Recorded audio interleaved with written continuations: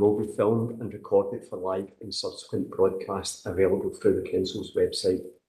The Council is a data controller under the General Protection Act, Regulations of Data Protection Act 2018. We broadcast and record Council meetings to fulfil our public task obligations to enable members of the public to observe the democratic process. The data collected during the process will be retained in accordance with Council's published policies available through the Council's website. Council members are reminded that they should follow the Council's established meeting protocols, including around the use of the chat facility, and that comments made in the chat facility are visible to all participants in the meeting, which may include members of the public who have received invites to the meeting. Now, I'm sure you know all that because I'm sure you are glued to the Council website every Education Committee. So with that, I'll ask Diane for any apologies or declarations of interest and the roll call. We have an apology from absence from Councillor Maguire of Councillor McCabe substituting, and Fiona MacDonald, who is the parent representative convener. We'll now move to an attendance roll call before proceeding to the declarations of interest. And the following members please indicate if they are present at the meeting either in person or remotely. Councillor Armstrong. Present in the chamber. Councillor Brennan. Present in person. Councillor Clougherty. Present chamber. Councillor Law. Present remotely. Councillor McCabe. Present remotely. Councillor McVeigh. In chamber. Councillor Moran. Present remotely.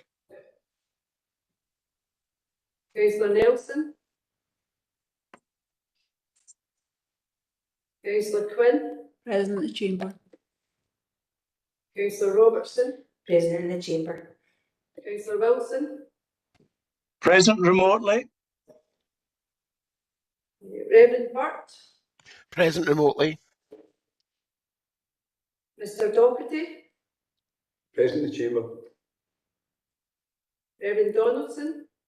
Present remotely. And Ms McEwen.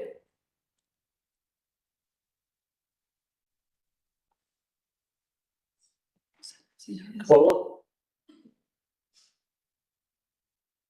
Yes, I can see you, Paula. Are you there, Paula?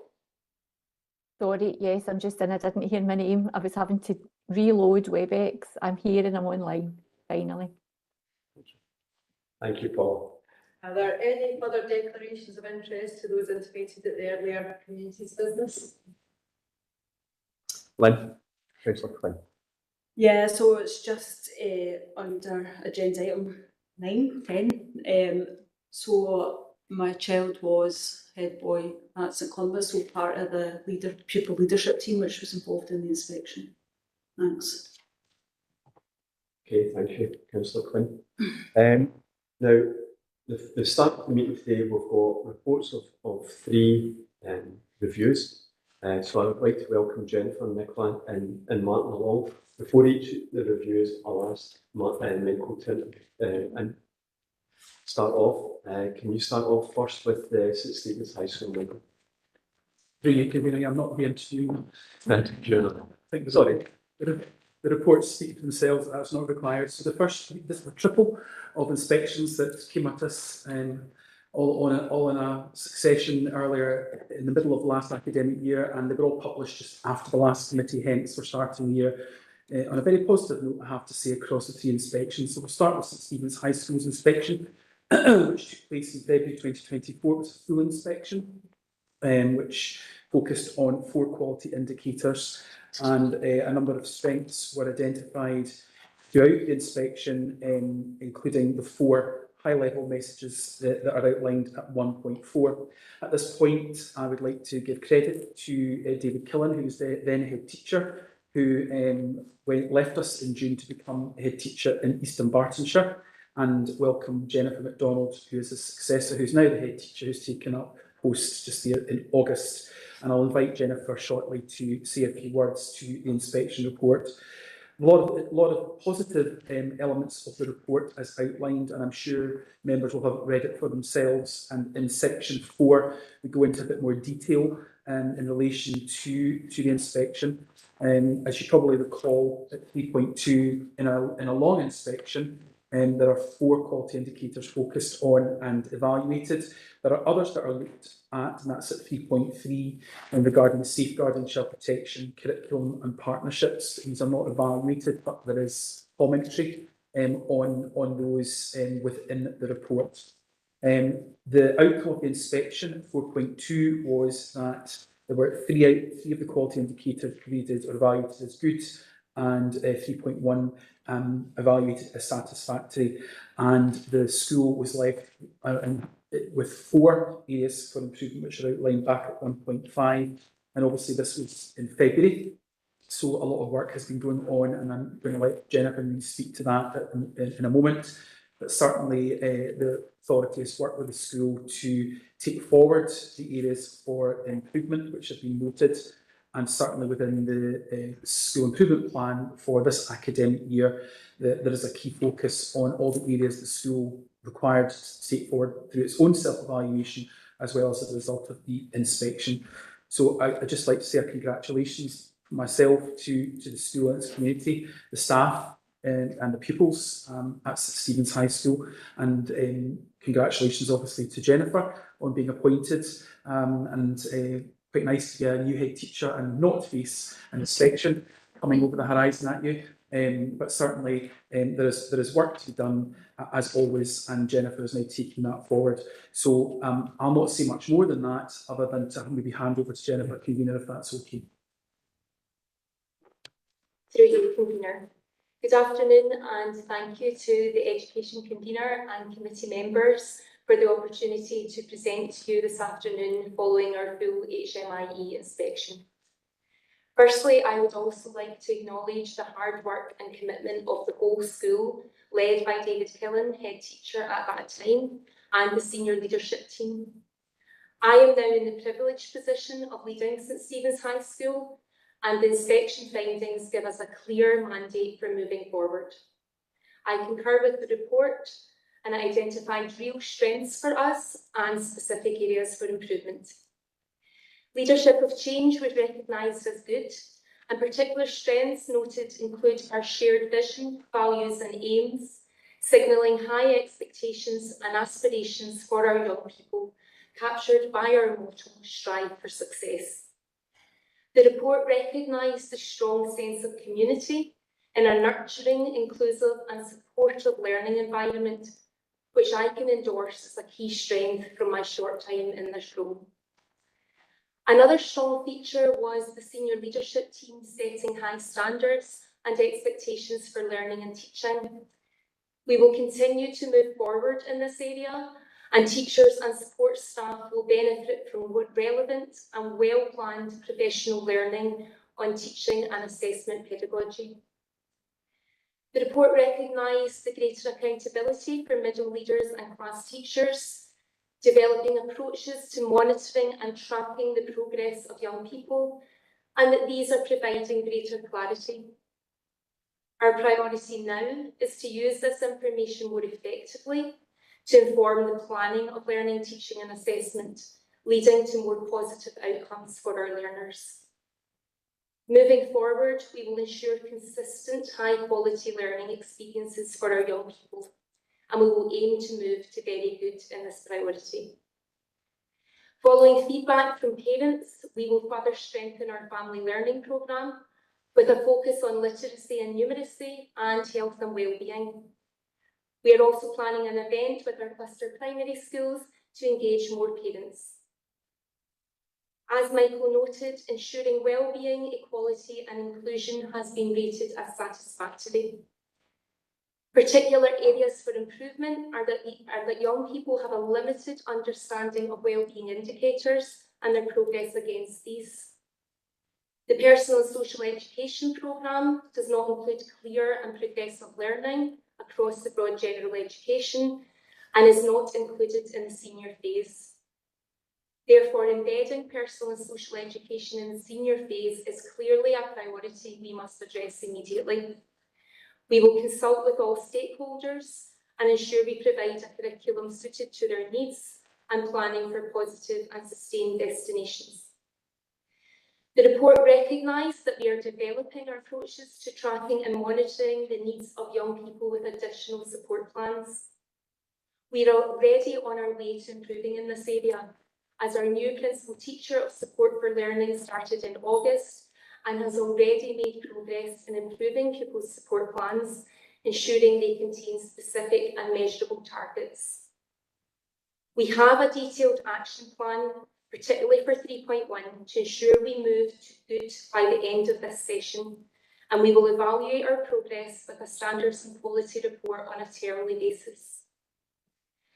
All our staff are very aware of the social, cultural and economic context of our school community, and key information is shared with staff on an ongoing basis. Staff are aware of young people affected by socio-economic disadvantage or from other challenges such as our young carers, our care experienced young people, or those with additional support needs. The report endorsed our pupil equity fund plan, and our school approaches to equity were found to be highly effective. We will continue to make effective use of pupil equity funding to ensure our interventions lead to improved outcomes for our learners.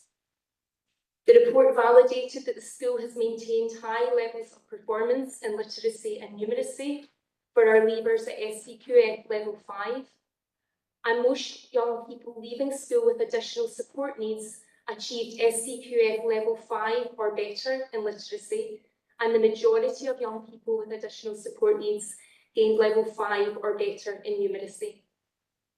Therefore, raising attainment and closing the poverty-related attainment gap is an ongoing priority for us. In my short time in post, I would like to acknowledge the support provided by Michael and Adam Stevenson, our Quality Improvement Officer. It is an honour to lead such a strong community, and I am very confident that we can take forward the recommendations in the inspection report.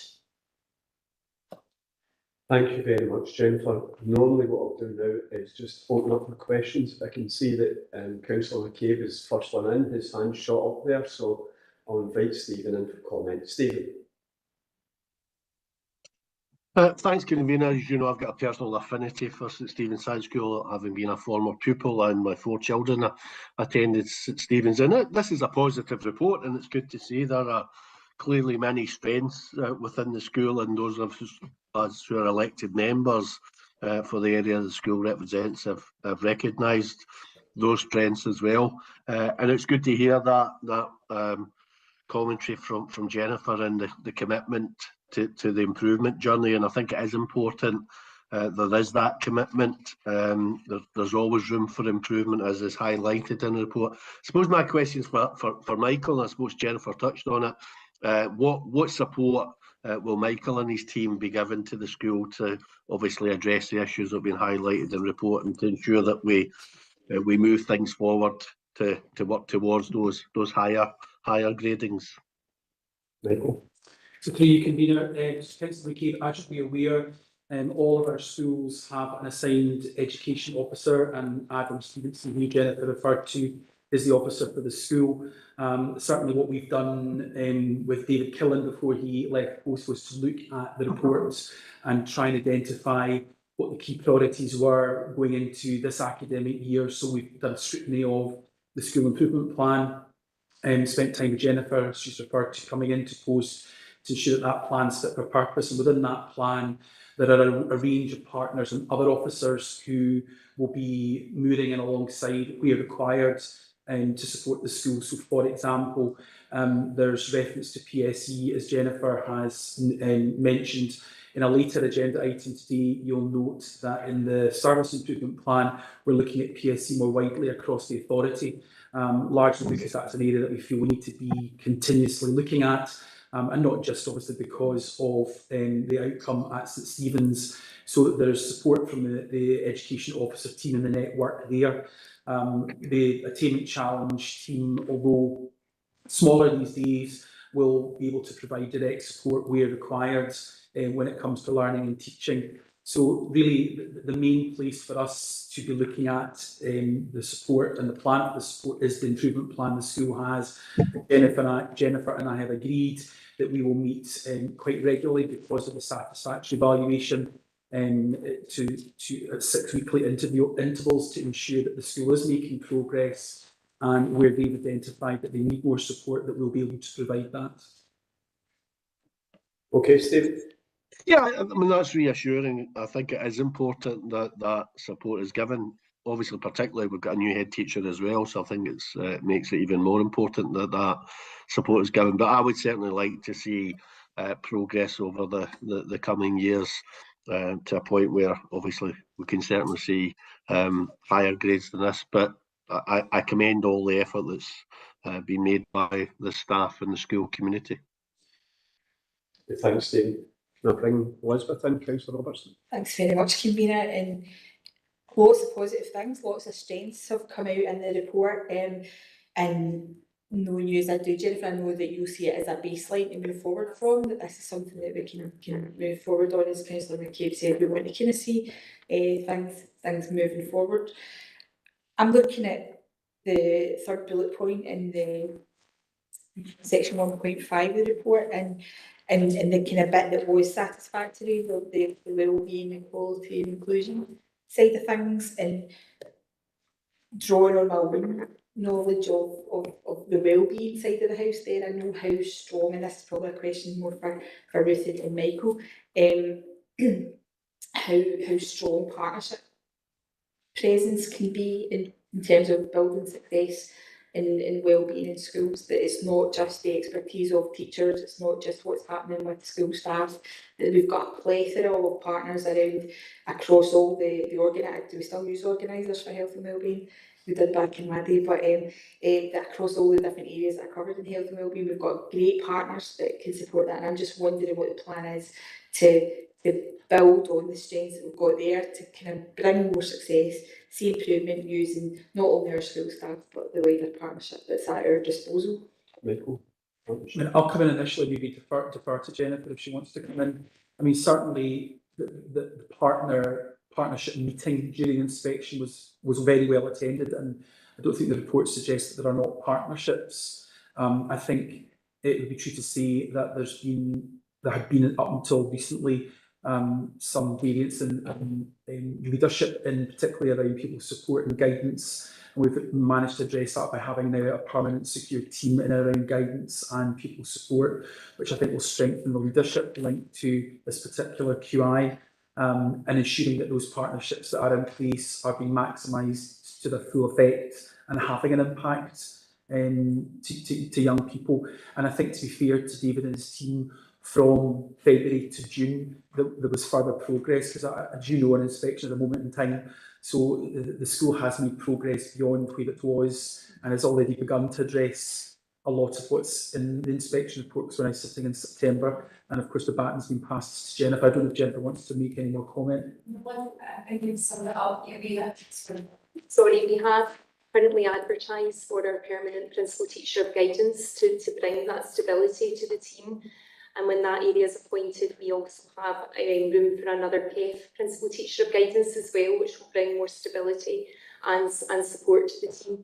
And the partnership working relationships have been excellent across the school, so it's continuing to build on that and working on these priorities together, very much sharing the priorities and sharing our action plan together with them.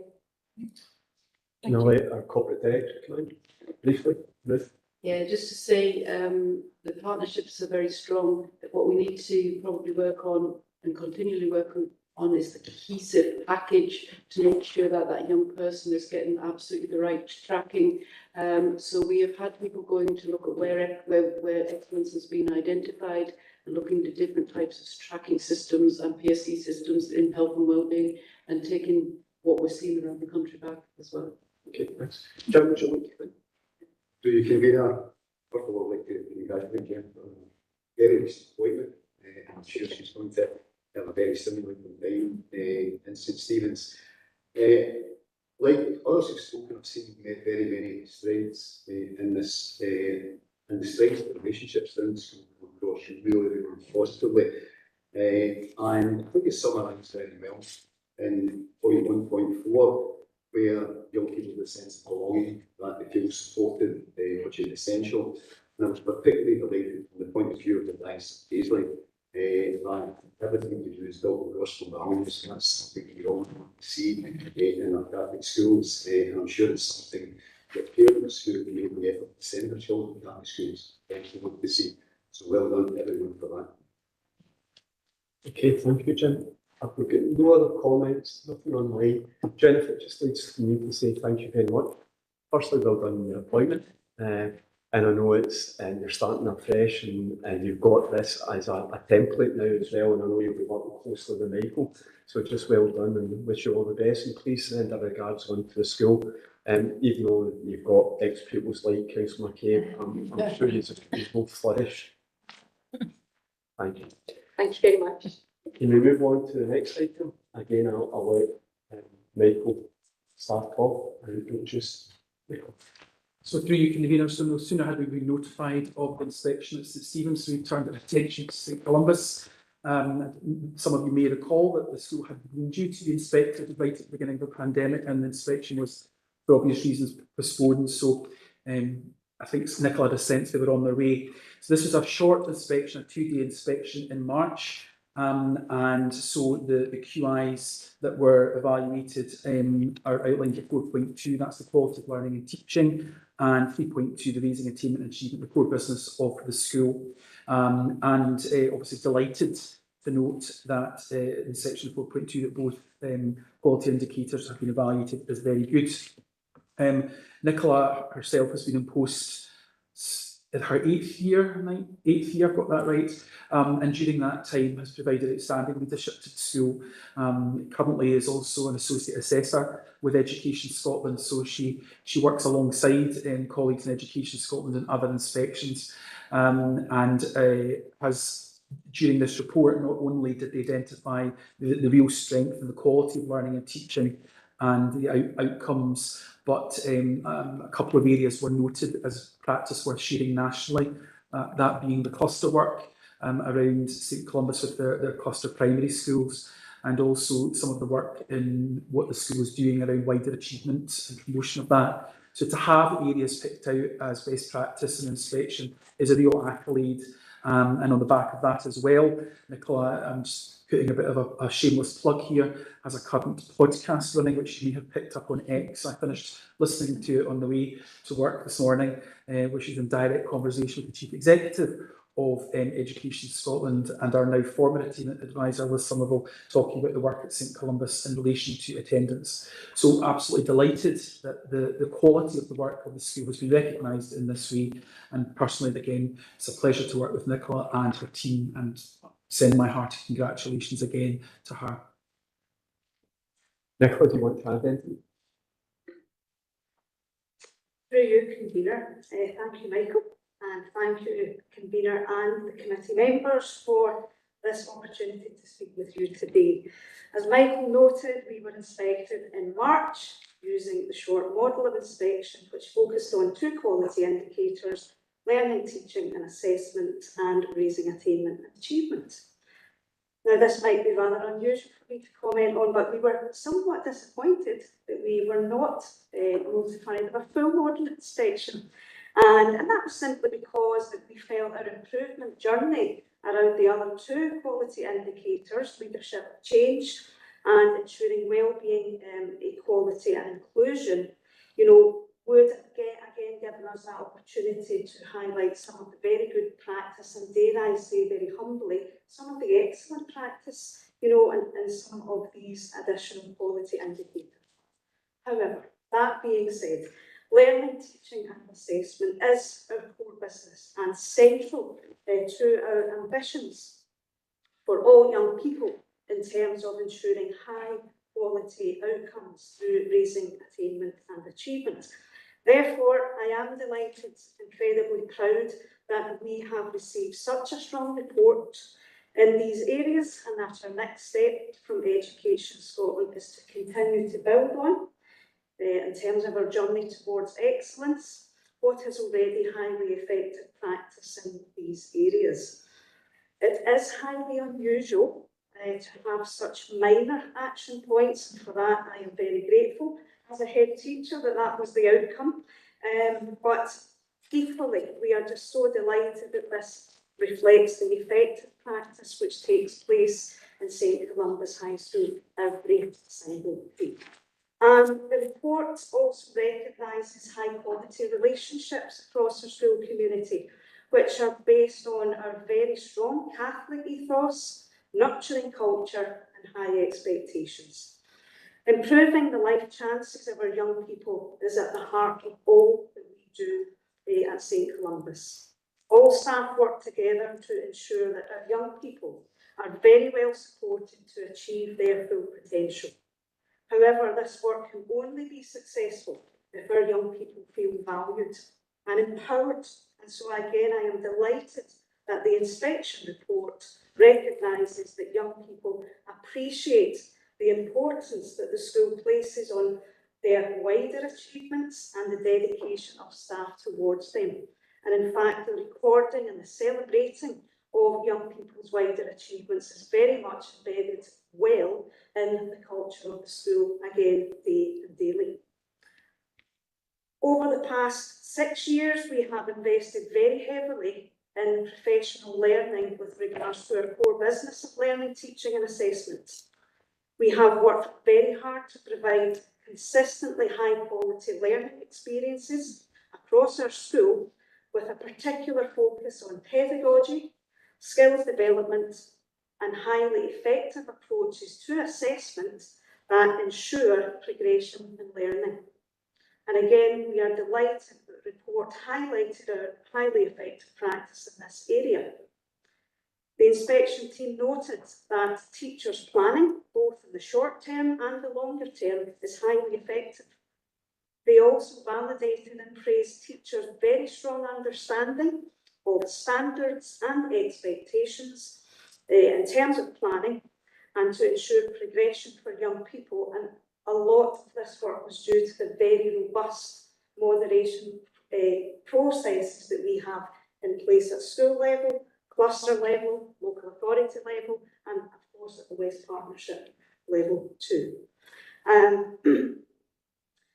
As Michael had mentioned, the report also identified practice worth sharing more widely, on a national level.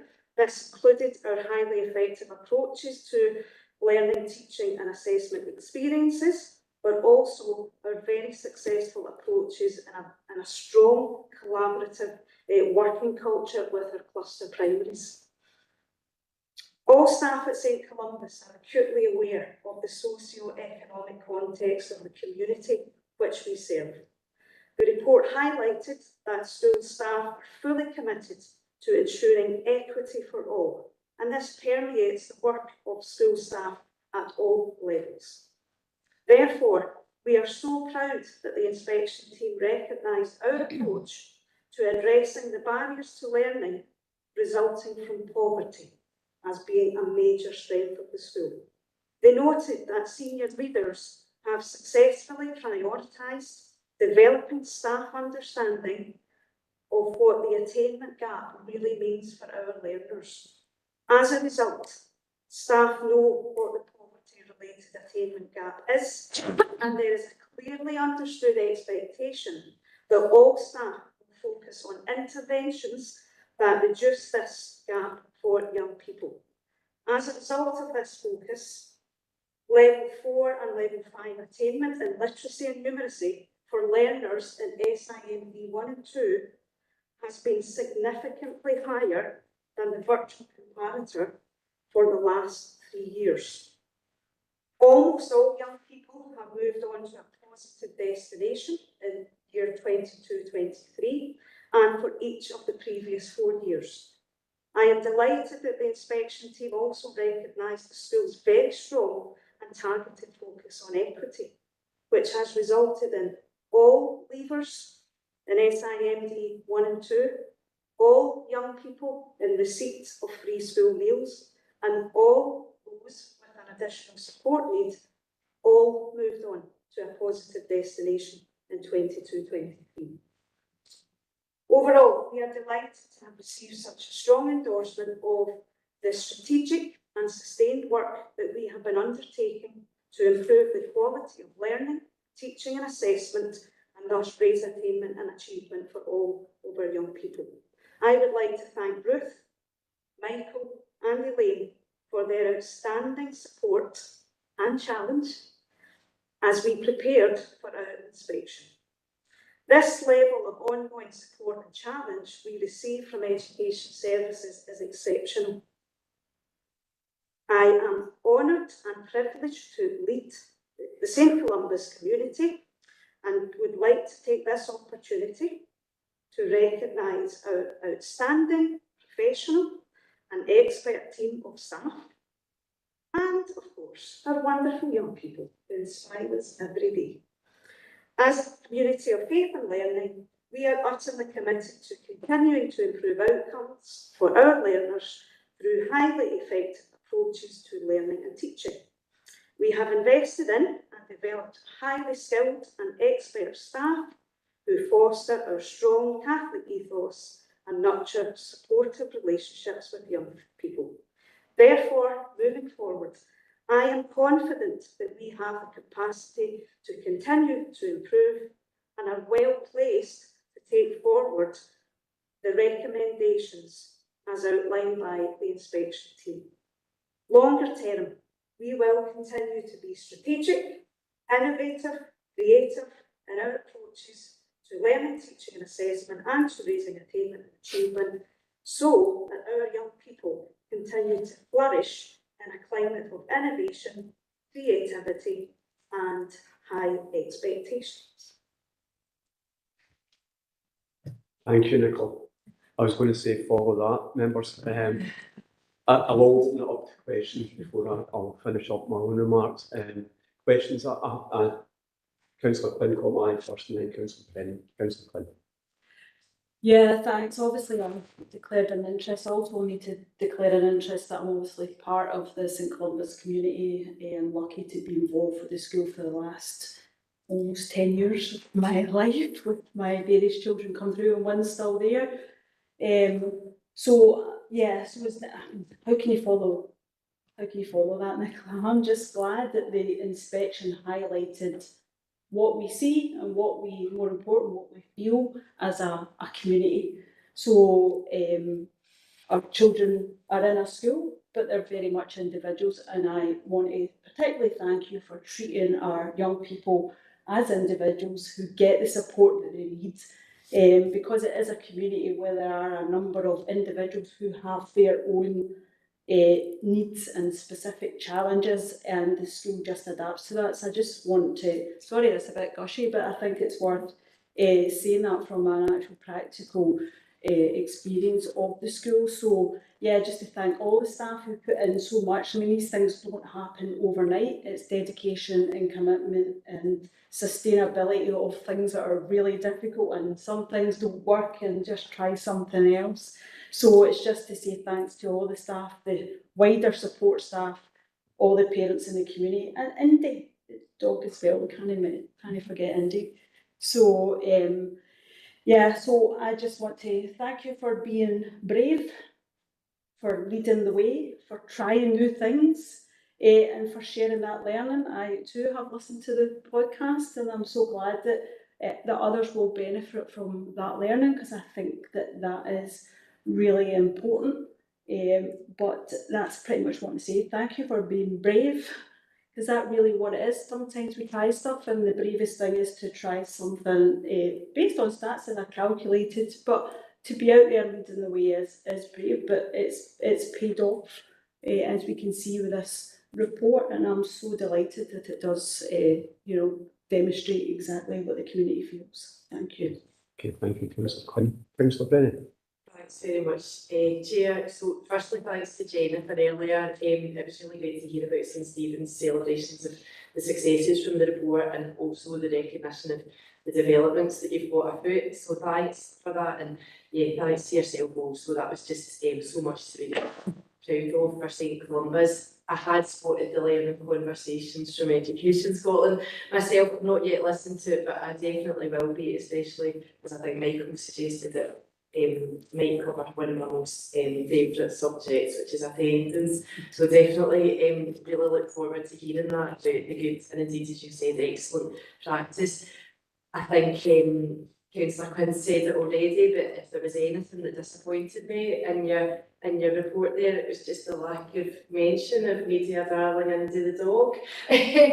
But I think that was you were keeping us very much on task there, especially about all the learning and the attainment. So that was great to hear about. Thank you for everything that everybody's doing. I suppose for myself, we've now had 2 head teachers, one at the beginning their journey. And I was going to say, I'll wait for Ruth to pick the end of the table and one experience, and we've seen that, you know, normally we're actually all proud, because we all come from Inverclyde and we've all been at the schools here, you know, as ex-pupils at St Columbus or St Stephen's or Boakby, Clyde-View, any of our schools, we take pride in our schools. And I look at it, and the inspection report here is fantastic. And I look at yourself and I look at Jennifer, and I know you do that peer review as well. And I know when we talk about leadership, which is key, not only for us as an education department, you know, we're lucky we have Ruth and we have Michael here, but we know our head teachers are the leaders of our schools as well, and we take that very much on board. So I would just say thank you very much. I know it's not an easy task. I know coming out of COVID, the challenges we've heard at committee, and I know the challenges that you've had as well from a secondary point of view. We're going to hear from it from the primary school as well. But just thank you very much for the hard work you used to doing that. I think we'll agree on that. So thank you, Nicola, and take our best wishes back to St Columbus as well.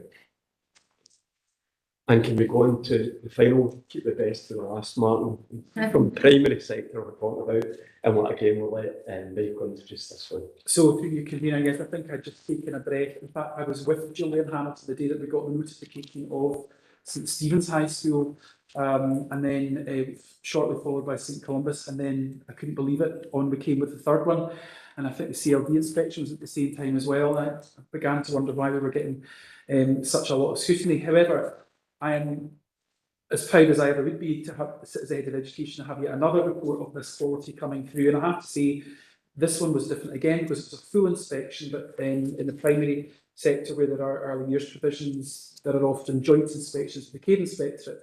So when I had to let Martin know the news, not only was he getting a full inspection, but he was getting a joint inspection as well. However, I'm convinced he might have achieved a record, because I don't think I've ever seen so many very goods on any reports. Because obviously the nursery class is evaluated separately to the primary school, and then we've got the 5 indicators from the CARE Inspectorate, and every single one of these is very good, which is a testament to the work of St John's over time. And Martin obviously was deputy before he became the head teacher. We had a sense they were coming, but we weren't sure when, and he was more, and the team were more than ready. Obviously, there are huge strengths here in this report as well. It was a full inspection, including, as I've mentioned previously, a focus on safeguarding the curriculum and partnerships. And as Nicola indicated, when you're seeing continue to, there is nothing new to be done. It's more about an ongoing development of what's already in place. And I think it wasn't without its challenges, the process, but we got through it. And certainly, I think the report for me, if you know St John's and you've been in St John's, it's absolutely accurate in terms of the mighty wee school, as we sometimes refer to it. And obviously, huge credit to Martin himself. The first strength, major strength of the school is his own leadership and the creation of what is a very loving, nurturing, caring school community. I'm not going to say any more because I'm sure Martin's got a spiel to come, but again, just my huge congratulations to the entire team for an outstanding report. I think he's brought his letter with him, because schools that are evaluated as very good across the board receive a letter from the Chief Inspector. Nicholas is on its way, I've checked. Martin got his yesterday, and a huge congratulations. Martin. So your convener, thank you, Michael, for your kind words, and thank you to the committee for inviting me along today to speak to this inspection report. Unlike Nicola, I wasn't. I was probably the opposite to Nicola, thinking, oh no, I have a full module inspection, I'd rather a short one, but well, that's how things go sometimes. But I want to just first of all go back a few years. A few years ago, when I had just taken up post as head, the substantive head, we started going through the peer review training. And that's kind of almost where the journey for this inspection started. The peer review training, as led by Michael and the team at Education, really did make me focus in on what it means to self-evaluate and to look at our skills through that lens to ensure that we were getting everything right. I, from that, went on to a 2-day training course to really focus in on, and then was privileged to go on to a peer review as one of the reviewers at another school. From there, I just gleaned so much information that I could use and harness to my advantage when going back to my own school and nursery. And then fast forward 2 years, then later we had the notification where Michael's told me my world was about to be turned upside down, which it was for a brief moment until I gathered my thoughts again. So we were inspected through the full joint model alongside Care Inspectorate for our primary school and our nursery class against the 4 indicators for the school, 4 indicators for the nursery, and then a further 4 indicators through Care Inspectorate as well. And then, as Michael said, some things it's put down differently, but I think it was 12 very goods overall, but the report showed 17, which was a wee bit better. So it's still quite humbling to look at it and look back, and it was quite apt that they received a letter from Jenny McManus yesterday to remind us of the journey that we've been on. I am incredibly proud of St John's every single day. As a proud Portonian, not a St John's former pupil, unfortunately. My school's not there anymore, Holy Family, but I'm a proud Portonian, and it's a generational community school that's been there through a long time. And that sense of community was picked up upon in our report, and it's something that we do strive to achieve every day, that sense of community and sense of belonging, and sense of faith community as well, along with our parish. So I'm very proud of all that was picked up upon. Our pupils are probably known as St John's stars, and they really are stars. They rise to the occasion every day, and their love for life shines through, and that's what keeps us going. Our families are second to none. They are so supportive and so dedicated to their children in our school and us, the community. And I believe the staff of the school are the best around. The staff in the nursery are the best around, and that's all culminates in having that community that's dedicated to getting the best outcome for our children. The report did highlight a number of key strengths, and one of the ones that makes me smile the most is that we are one community. We are not a nursery class in a school. We are one community. We very much see our nursery class as another school, another class in our school, and that was very much highlighted through the joint inspection model. The successful transitions that we then have through those really strong links to the nursery, the warm, welcoming and inclusive environment of our school, the team who work together to achieve the best outcomes for our families, a consistent approach to our quality assurance, and this has led to the creation of what we call our St John's Star Standard. You have to reach a certain standard in our school to be achieving, and we want our teachers and our support staff and our nursery ICOs to achieve that, to ensure that the children in our care get the best possible outcomes, the best possible education. And this obviously has led to, over time, the raising of attainment and securing children's progress at the best level possible. I've touched upon this already, the pride in our community for having built very good ratings is just palpable. Everyone is absolutely bursting with pride and relieved.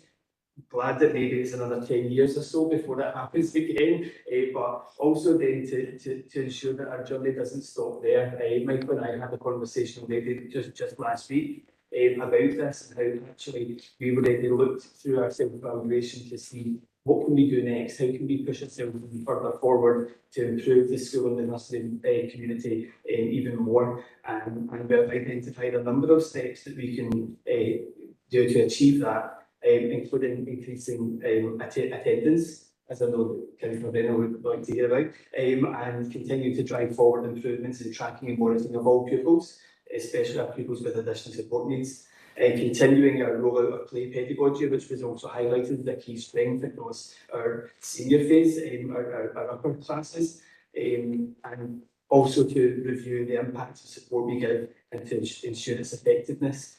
We want to also be sure that we are there and ready to support our colleagues in our nurseries and schools, particularly in our cluster, but wider as well. I often, as Michael knows, catastrophise things. I always look for a pessimistic view from things, but I need to start looking at the positives and the optimism around our school community and how we can help our friends and colleagues across the authority in any way that we possibly can. We're always looking for innovative ways to improve, and we're just excited that where we'll go on our journey next. So thank you. Thank you very much, Martin. Well, I'm going to say your cup is very much more than half full. Can Jim, do you want to comment? Because these schools are diocesan schools, so it might be good if you comment either on St John's or the Leland in general. Reports is the commitment to supporting our young people in a Christian Catholic environment. The quality of education that is something that is absolutely standing. On behalf of the diocese, we'd like to congratulate everyone and thank the Clyde Education Authority for the support we continue to give our Catholic schools. Thank you, Jim. I'll bring Elizabeth in first. Thank you very much, Convener. I'm wondering if I can give Martin a wee bit of optimism. A wee think. Something that you said when you were giving us your take on your report, I think sold you short. Because you said that you went to do the peer review and you learned from the peer review, and then, then we've got this good report. But it takes much more than that. You've got to have the leadership to be able to take what you've learned somewhere else and actually embed it fully right across your school, and you've absolutely done that. So that optimism, you can't sell yourself short of that. It wasn't just what you learned on the peer review, it was you being able to be a strong leader and take that right across your school that made a difference. So congratulations. And the other thing I really want to kind of congratulate on is the results of your nursery. If it was a nursery that had been there for 10, 15 years, that was kind of bang, bang, like had done it for a million years, then you might go, yeah, absolutely, they're going to be very good. But this is a new setup that you've got. This is something that you have brought into the school community, and for it to be seen as seamlessly part of St John's, seamlessly part of what you do, and get all those very goods across 2 inspection regimes, I think absolutely hats off to you. Hats off. Martin? Thank you. I'm glad you said that, because I did obviously. I brought bullet points not as professionally laid out as my colleagues here, and I do want to commend the nursery, because Donna, our deputy of the nursery, is fantastic, and her drive and her determination to get it right for our nursery children is outstanding and second to none. We've had the nursery in our school for 8 years now as part of our refurbishment, and it's just really. It's improved everything for us in our school because of the way that we want to ensure that that's part of our school environment. And I also want to go back and just, if that's all right, Convener, to pay tribute to my predecessor, Mark Coyle, who was the previous head teacher. Mark was the head teacher for a long, long time, and it was my mentor and still is. I still annoy him every day for advice. And his support also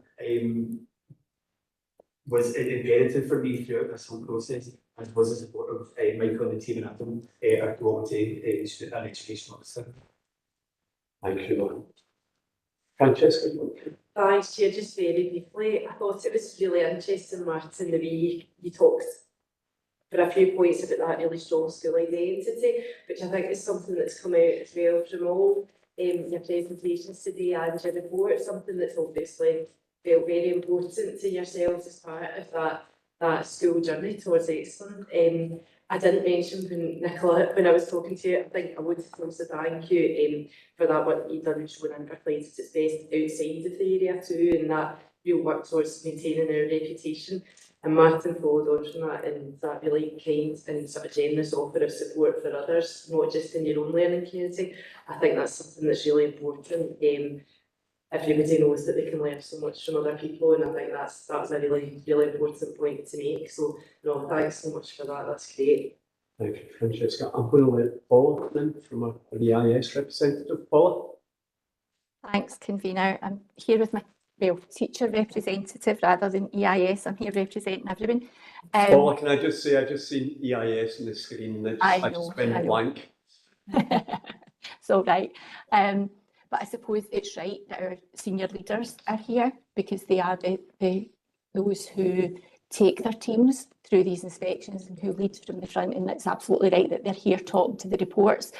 But from a teacher point of view, I absolutely know the dread of that phone call and the angst that the box brings, but also the understanding of the commitment and the will to show not only what we can do as teachers and support staff and facilities management, but also to show off our kids and to show off what our children and young people are able to do. And these reports are absolute testament to that.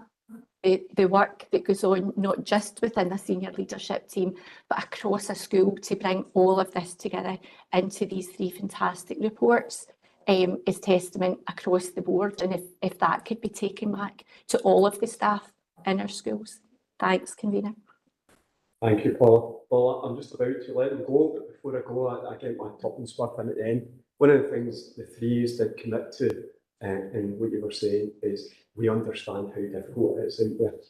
And the 3s came across about, you mentioned the equity in bringing our SMND pupils up. And I think for us in this education committee, it's something that we've been very, very keen on. Not about bringing the top pupils down, it's been bringing our most disadvantaged pupils up. So can I just thank you for that? And that came across from all 3 of you, knowing fine well how difficult it is for everybody out there. And the school leaders very much appreciate the work they're doing. So thank you for that. And we're going on to how difficult it is. We're going on to our revenue budget next. So if you want to know how difficult it is for us, please stay. If not, thank you very much, everybody.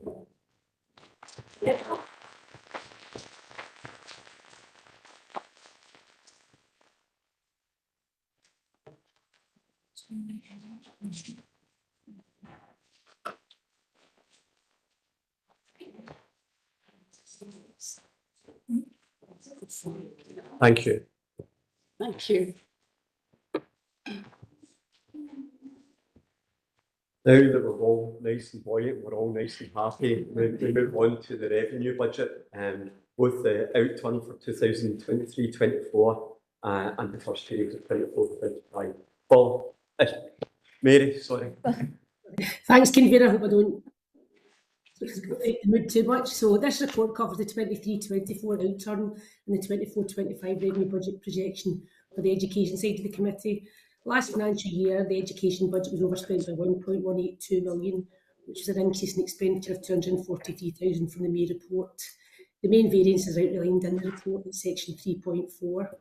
The current projection for 24-25 is an overspend of 460,000, and again the main reasons are outlined in section 3.5. Committee are asked to note the outturn and the current projected overspend, and action has been taken corporately to develop options to address this overspend. And the corporate director will present proposals to the next committee to address the transportation and the partner provider pressures. Committee are also asked to approve environment as outlined in section 3.7 and appendix 5. I take any questions. Thank you, Mary. Questions? I've got Francesca. Thanks, Convener, and thanks very much, Mary, for that report. I'm just looking at section 1.3. We've got more information further on the report, but I'm just thinking in terms of that overspend that we're looking at, I just wonder what sort of pressures that might be placing on us as we move forward and possibly other parts of the council. And then moving on to 1.4.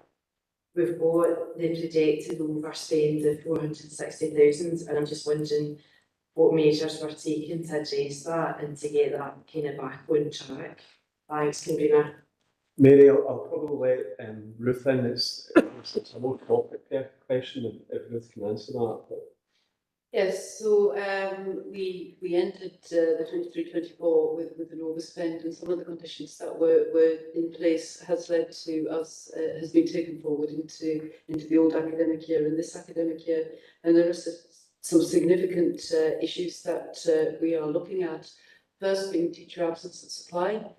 So we ended up with an overspend on supply. So immediately we looked at where we could use any current teaching staff to cover supply. Michael now has every application for supply goes through the centre, so we're managing the spends. We are looking at the inflation linked to the cost of food. Everybody will know when they go shopping, the cost of food has gone up, so our cost of our school lunches has gone up. We're looking at managing that.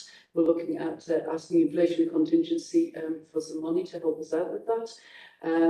We are also putting in the pre-ordering system, which should help us with some waste as well.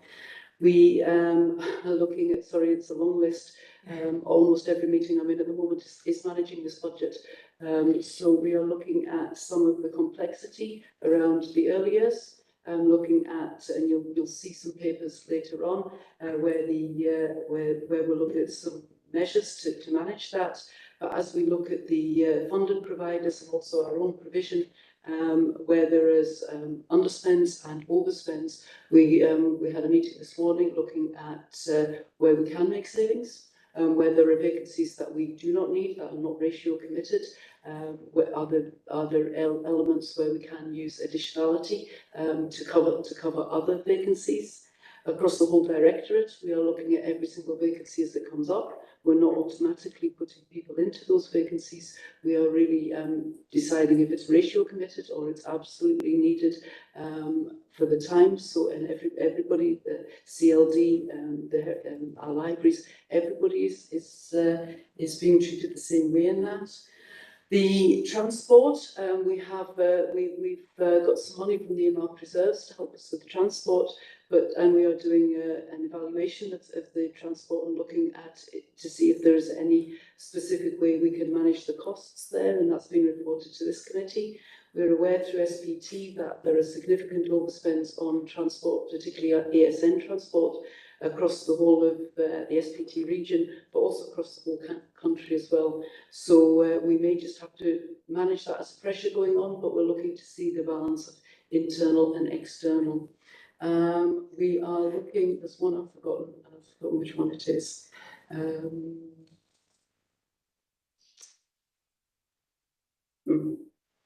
Oh, yes, it is.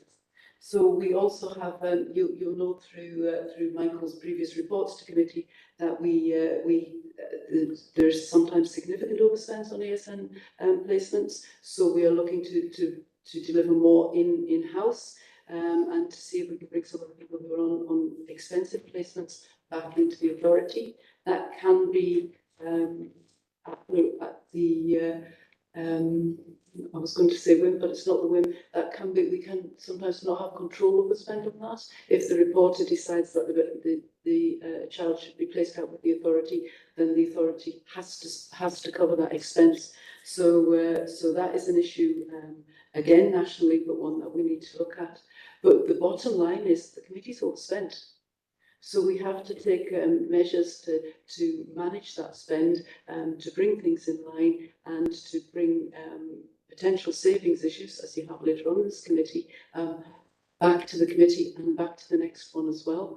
And please be assured that we have lots of meetings about this, managing the budget and making sure that when every possible saving we can make to bring this committee back in on target is being made. Okay, thanks, Chris. If you don't mind, I'm just going to go anti-clockwise that way and finishing up with Councillor Wilson. So Councillor McVeigh first, Tom. Yeah, thank you, Sabina. On the overspend in public transport, there's a lot of focus on it, which we're funding from reserves. So I'm quite surprised we've got another overspend in the early part of the financial year. But I'm just looking at the Gaelic transport. We've got Windhill Primary, which roll under Clyde feeds into, and we've got the proposal for Inverclyde Academy. So I'm wondering why in our budget we can have no provision in there initially for the 24-25, and I have to say unsurprisingly there's going to be spend there, because the best of the world I think we're going to need to provide transport for some of the Gaelic children. No, we've only got one primary, one secondary school in the area, so why would we have a low provision for Gaelic transport in the 24-25 budget? If you remember when we made the decision to look at catchment area for Gaelic schools, and we had to make that decision as a committee because actually it was coming in nationally anyway.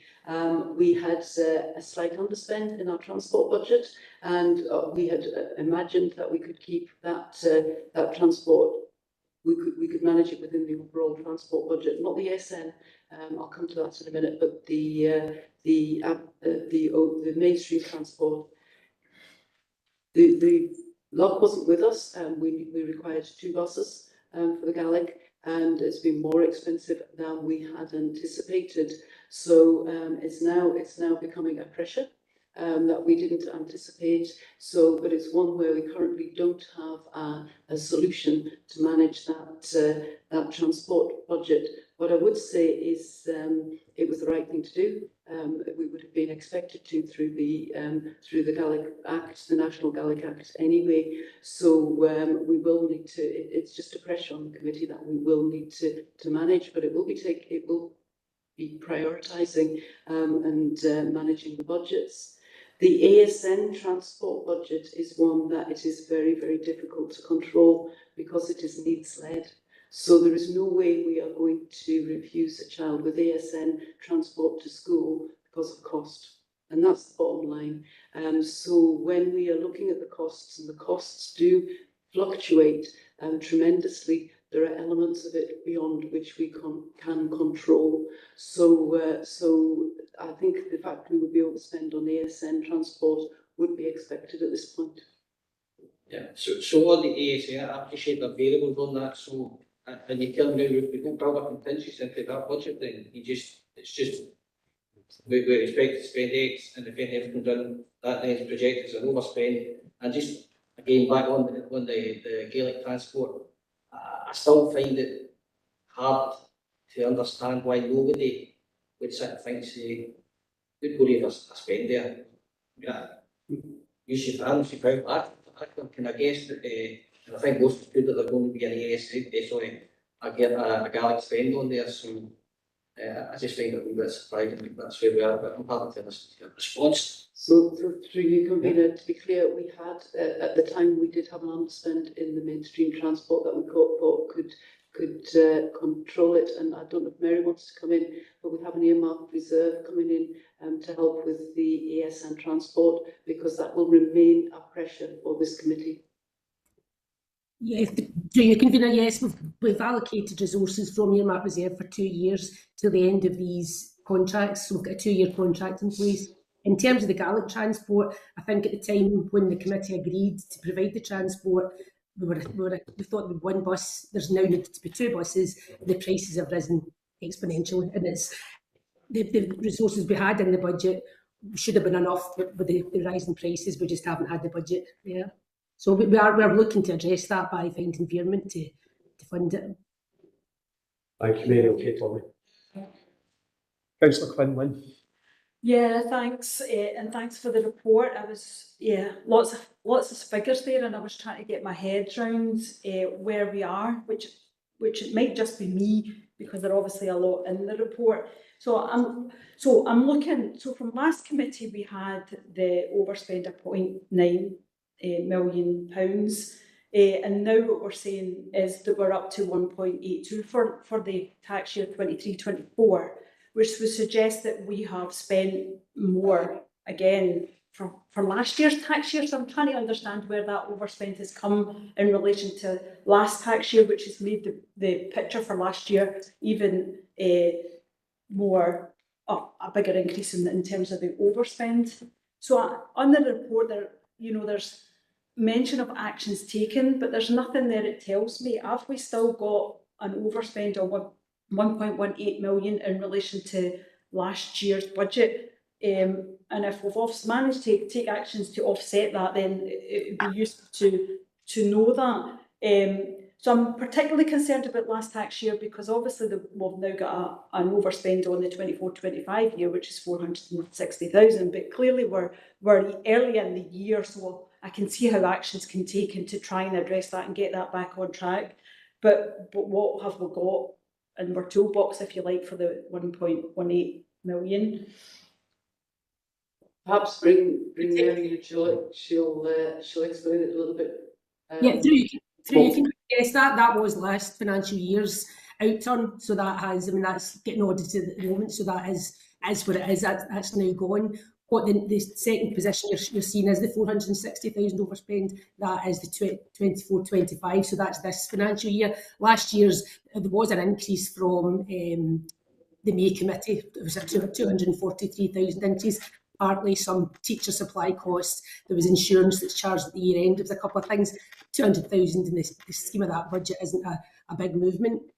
But in terms of this financial year, yes, it's a 460,000 overspend we're projecting. But as Ruth said, there's so many things we're doing now to try and address the individual issues associated with that. So what's come down from last year is probably the transport costs more than anything, because we're now funding the ASN through the earmark reserve. So that knocks what, 300,000 off it.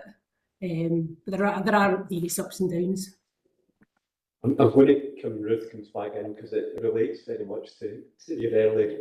So our overspend for the last financial year will contribute to the totality of the council's overspend. So the committee doesn't owe money in arrears to that overspend. We're starting afresh with this year's money, and we've got a projected overspend on this year's allocation of money.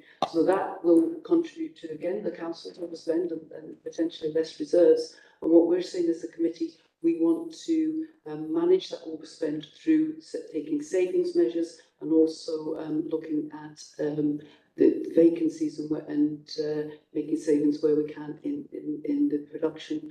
But I think, if I'm understanding your question right, Councillor Quinn, I think you were wondering if the two were amalgamated. Yeah, so I think we're saying is the 1.18 is taken out. I'm just interested, well, where does it get taken out? Do you know what I mean? So obviously what you're saying is it's going to a corporate level and it'll be taken from reserves is the answer. So that then disappears from this committee. It's over here now, and what we're concerned about the committee is now the 460,000, what action's taken so that we can get that back on track. Yes, okay, thank you. That's it. Elizabeth, Councillor Robertson. Thanks, Camilla. Question that I've got is about the request that we had at committee the first time we heard about the 23-24 overspend, about it going to audit, which then we were able to kind of mention, I think, at a subsequent P&R committee. It was discussed there, and we also discussed it at audit, and we got confirmation verbally at audit that this was going to be included, not the overspend, but the process by which we got to an overspend of such magnitude.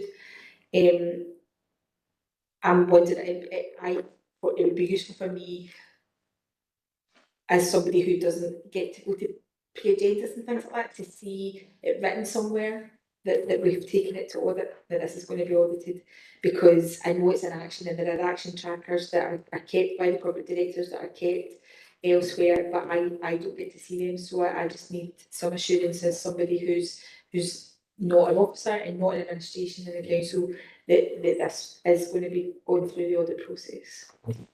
So each of the directors and the chief executive agrees the audit plan with the chief auditor, and it's on the audit plan. It's on the audit plan. Can I just and that will that be coming to the next audit committee then? I can't answer that right now as to the committee that it will go to. I suspect not, but I'll get you an answer on that. Thanks. I just think convening the point I'm making is just that it's something we've requested. Verbal assurances, which are absolutely great. But I need something concrete to kind of hang my hat on with that. And I take it for this committee, it's right that we're spending time on this, because this is the bread and butter of the committee of the finances on it, and I think we were all a bit shocked at the magnitude when it came to the final committee of last year. We've got the assurances from Ruth there. I'm going to go online, it might be similar questions. I'm going to go for Councillor Wilson first, and then probably finish. Okay, Councillor. Thank you, convener. I sympathise with you, Mary, trying to budget for transport costs. Actually, they're a nightmare. They've just gone through the roof everywhere. You're quite right. ASN budgets all over the west of Scotland are really quite horrendous. But my question, Mary, is what sort of provision do we make financially, or is it not necessary to make a provision for children coming to us from Cedar School of Excellence, which is closed, and potentially pupils perhaps switching over from St Columba's and Kilmacombe, though I suspect there won't be that many there, because those who are thinking of leaving St Columba's are looking to sell their house and move to East Dumbarton and East Renfrewshire.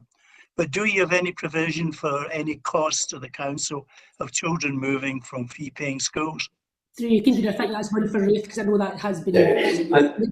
I think I can answer that, but I'll let my officer answer that, because I'm sure what she'll say is that anybody within the criteria will be bused to our schools. Ruth? So, so there's no budget. So the direct answer to your question is there's no additional budget. However, we have been able to accommodate all of the pupils from the closure of Cedars within our schools, almost all of which have been housed in schools of the catchment area. A move of young people coming into Inverclyde would not be unusual. We can have 30 or 40 come in over summer holidays at any time. We can also have a similar amount leave. So, so the fact that this has happened, we dealt with before. So it's just, we would see that almost as business as usual. For St Columba's Kilmacombe, our anticipation is that Kilmacombe Primary School is an excellent primary school. It is already seeing more young people staying on into P6 and P7 than we would previously have seen. So that just gets put in the numbers. That's happened over time, and we will, any pupil who wishes to come to our schools from a private school is more than welcome, and they will get a very, very good education here. Thank you. Thank you, Ruth. Councillor McCabe, Stephen? Yeah, thanks, John. I mean, obviously this report highlights the significant financial pressures the council's facing, and that's across all services that the council provides, and that's why at the last Policy and Resources Committee we authorised officers to look at savings within this financial year, including potential voluntary severance, and there will be proposals coming back before the council later in the year. Some of those proposals will seek to address some of these pressures within the education revenue budget, but obviously there is a need for the director and their team to try and pull back some of this overspend, recognising that will be extremely challenging. I mean, in terms of last year's overspend versus this year's overspend, as I understand it, the most significant part of the overspend last year was in teacher employee costs.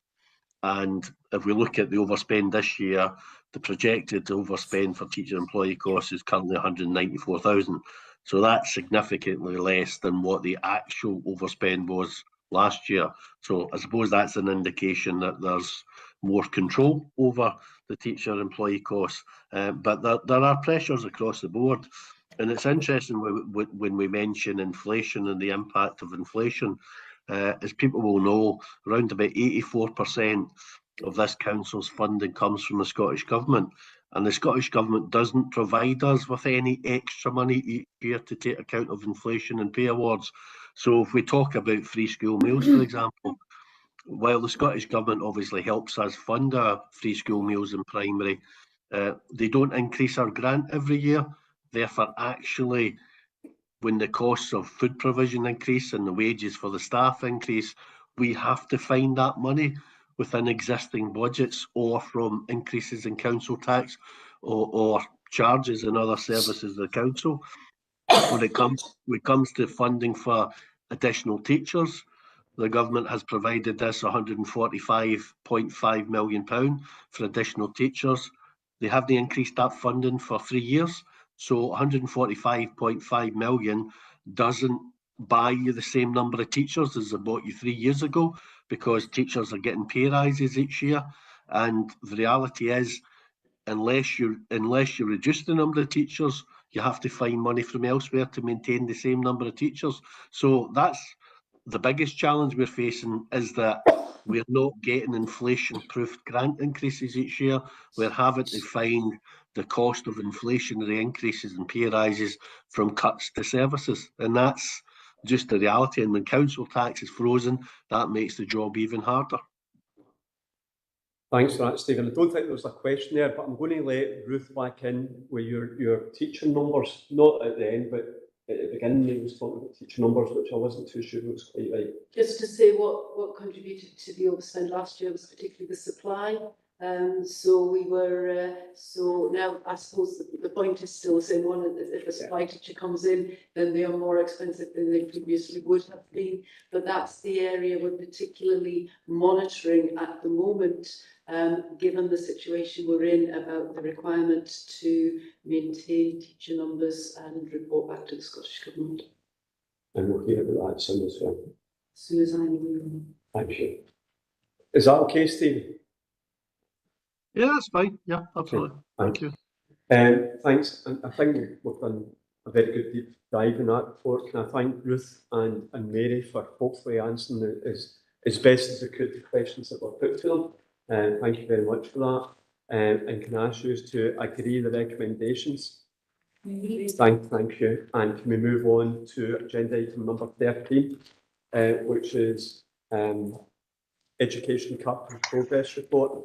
Eddie, you're going to take us through this? Yeah, thanks, convener. With the completion of the School Estate Management Plan, very much now the focus of our capital programme is our life cycle programme, and I've tried to bring out some of the strands of that within the report. So from the oversight we have of our public-private partnership schools and their programme, onto our own estate life cycle programme, which is outlined in more detail within Appendix 2. There's some commentary in there about how we've went about the life cycle programme this summer, which is slightly different from previous summers, and we're looking to maximise that in future years through a similar approach. Yeah, artificial pitches also form part of our life cycle plan, and that's part of the plan that was agreed across the leisure and the school estate some number of years back. And we've addressed a number of carpet replacements in the last few years, and this year we're on to our first second generation pitch at Inverclyde Academy. Active panels, the next planned work on that is summer next year. And then just touching on net zero and just trying to express how everything we do has an effect and is linked to our net zero action plan, and just pulling out some of the projects that are linked to that plan that we've undertaken through life cycle this year. We work at Glenbrae where we've incorporated PV panels on the roof, and again touching on the LED floodlighting replacements across the leisure and the school estate, which are ongoing at the moment. So happy to take any questions. Thank you, Eddie. Can't see any questions in the room. Have we got any questions online? Can't see any questions online. So my only comment is, I think we're rightly proud of our schools estate, rightly proud of our heads and our teachers as well. I think what this agenda item does do is shows that we're still investing in that, and we're trying to keep it up to the quality that we're used to in Inverclyde now. So I think Appendix 2 is a very good addition. I think members asked for that last year, and I think it's a very good addition to show what has been done over the school, especially with the school holidays and how very Eddie's team has been. So thanks for that, Eddie. And with that, can we agree the report? Agree. And can we move on to, we had a briefing on this education improvement report, Michael? Through you, convener, yes, thank you to those of you that were able to come along last week it was to the briefing. So because there's been a briefing and you've had prior sight of it, I don't intend to say too much about it, although I have to say this is our plan for our core business, so it is important. And I think a lot of what we have within this plan, believe it or not, this is a scaled down version of what we were like 2 years ago. I've made reference to already in respect of the outcome, one of the outcomes from the inspection at St Stephen's. So we're continuously trying to evaluate across all of our schools and the service to respond each year to get the priorities right with the resource we've got. So I'm not going to say much more about it, because, as I say, we had the full briefing last week, but clearly happy to take any questions at all if anyone wants to focus on anything. Thanks, Michael, and I think those who were at the briefing probably found it very worthwhile. But all questions, I've got Elizabeth first, and then I think Pam. Elizabeth.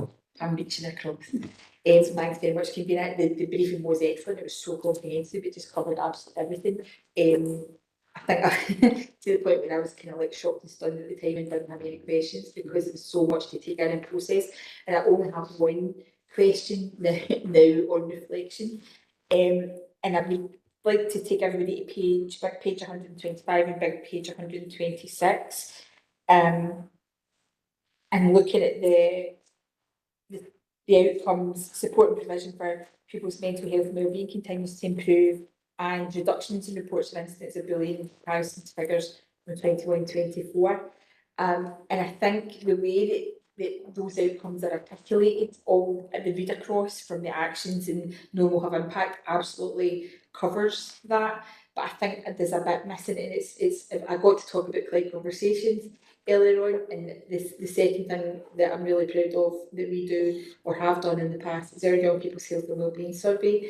And I just think an indicator of knowing we've had impact is knowing that the young people feel that their health and wellbeing has improved and that they are experiencing less bullying, or that when bullying has occurred that it's been dealt with effectively. And I think an effective way to get that information is through our health and wellbeing survey. So I just wondered if I could ask when we plan to do it again.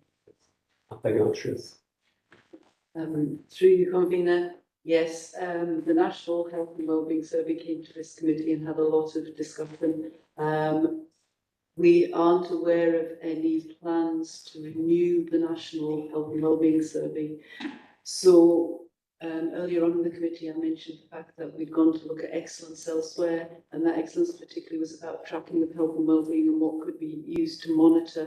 And one of the things we saw, the office saw in that, is some tracking for health and wellbeing, which tends to do that in a little bit of a different way. So it's actually using surveys within the school level. You won't get the bigger level data, but the school level data can then look at the tracking and monitor the mental health and wellbeing. On the back of that, we have joined up with some other authorities in the Regional Improvement Collaborative to see if we can co-design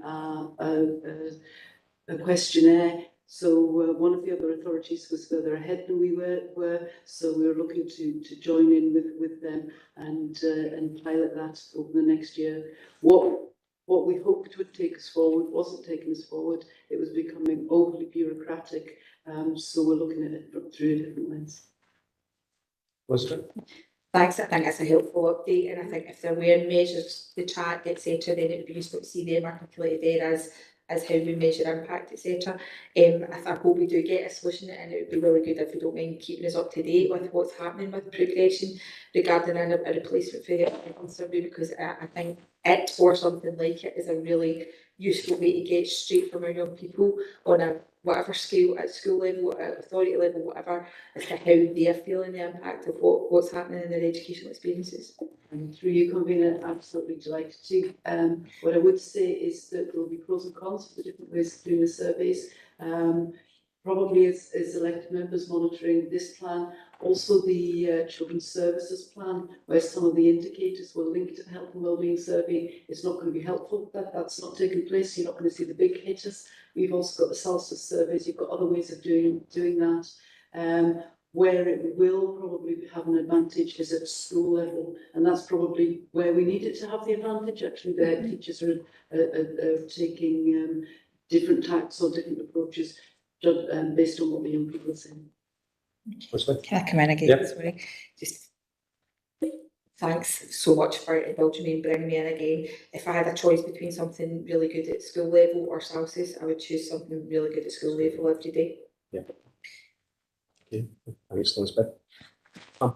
Thanks, Convener. Yes, through you. I'm on page 118, and it's the last two points. Now, this is probably quite possibly memory failure on my part, but both of the last two items refer to the ASN plan, and could that be recirculated or a link sent out? And as I say, I'm probably got some sort of memory failure about it, but if it could be recirculated with any updates, I would very much appreciate it. Thank you. So through you, convener, I think the ASN good spot. I think that's a hangover from when we had one specifically. I would refer you to section E within this improvement plan, getting it right for every child.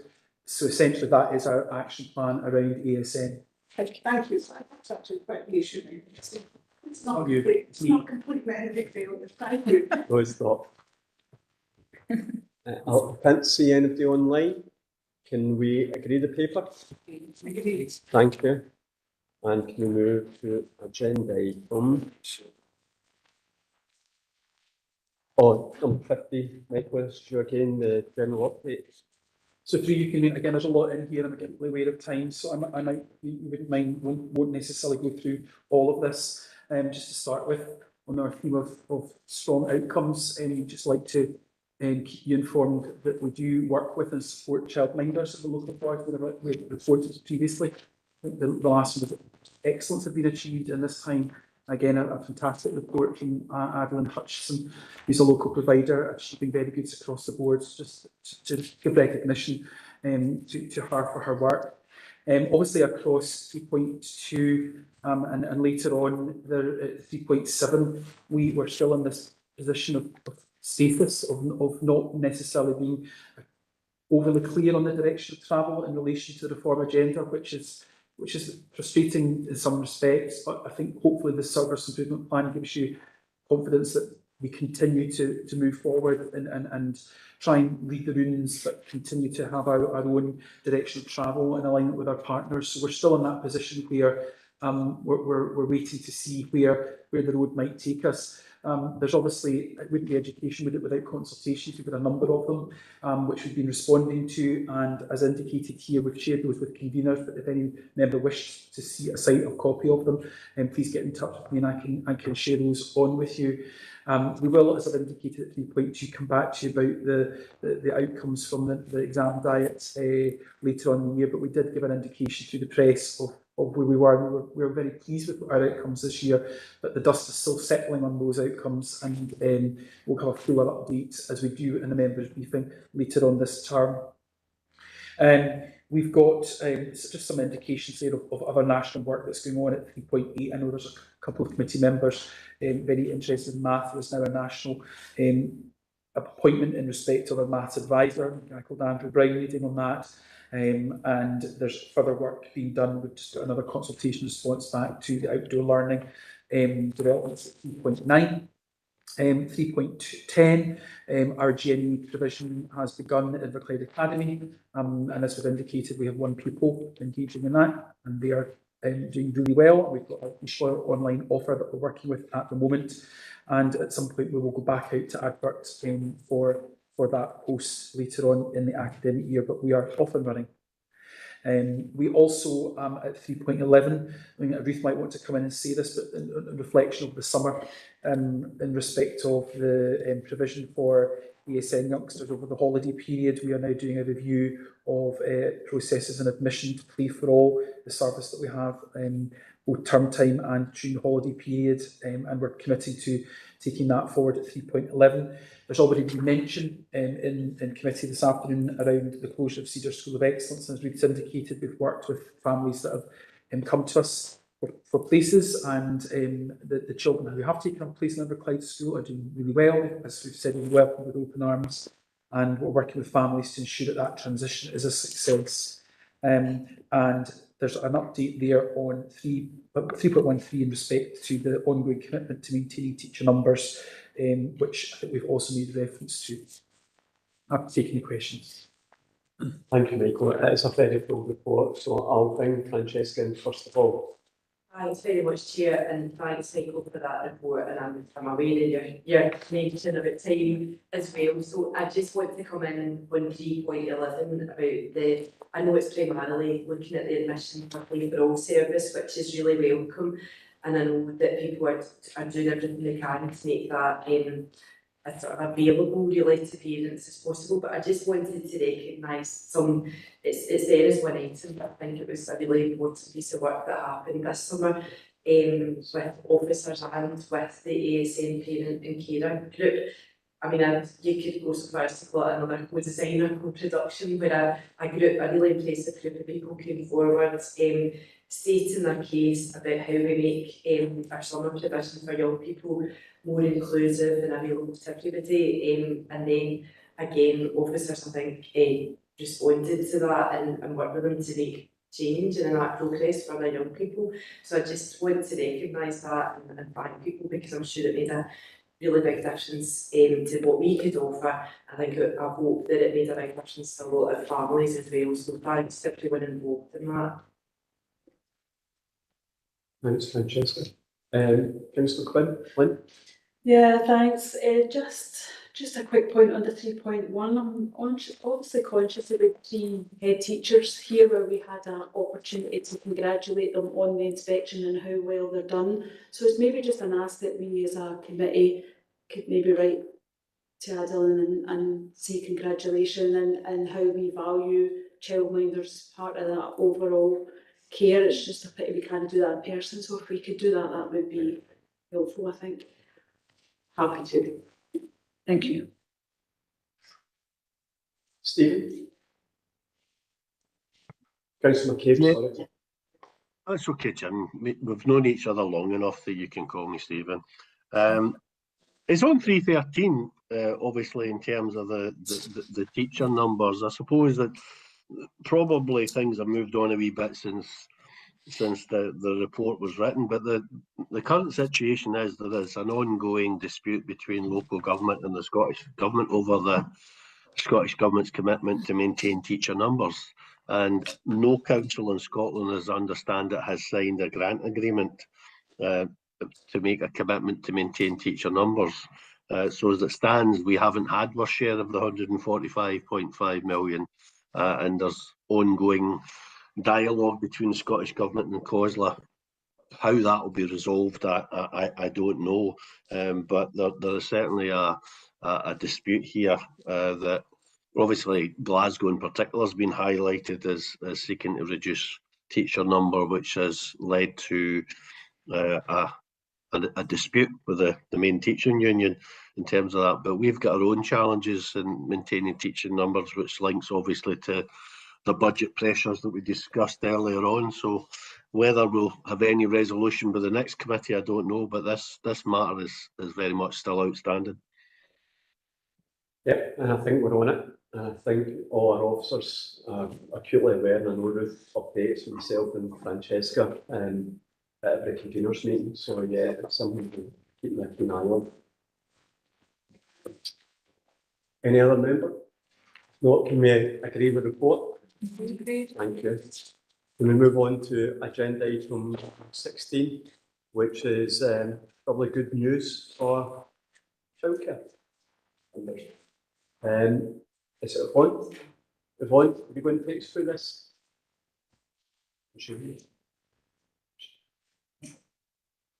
Yvonne.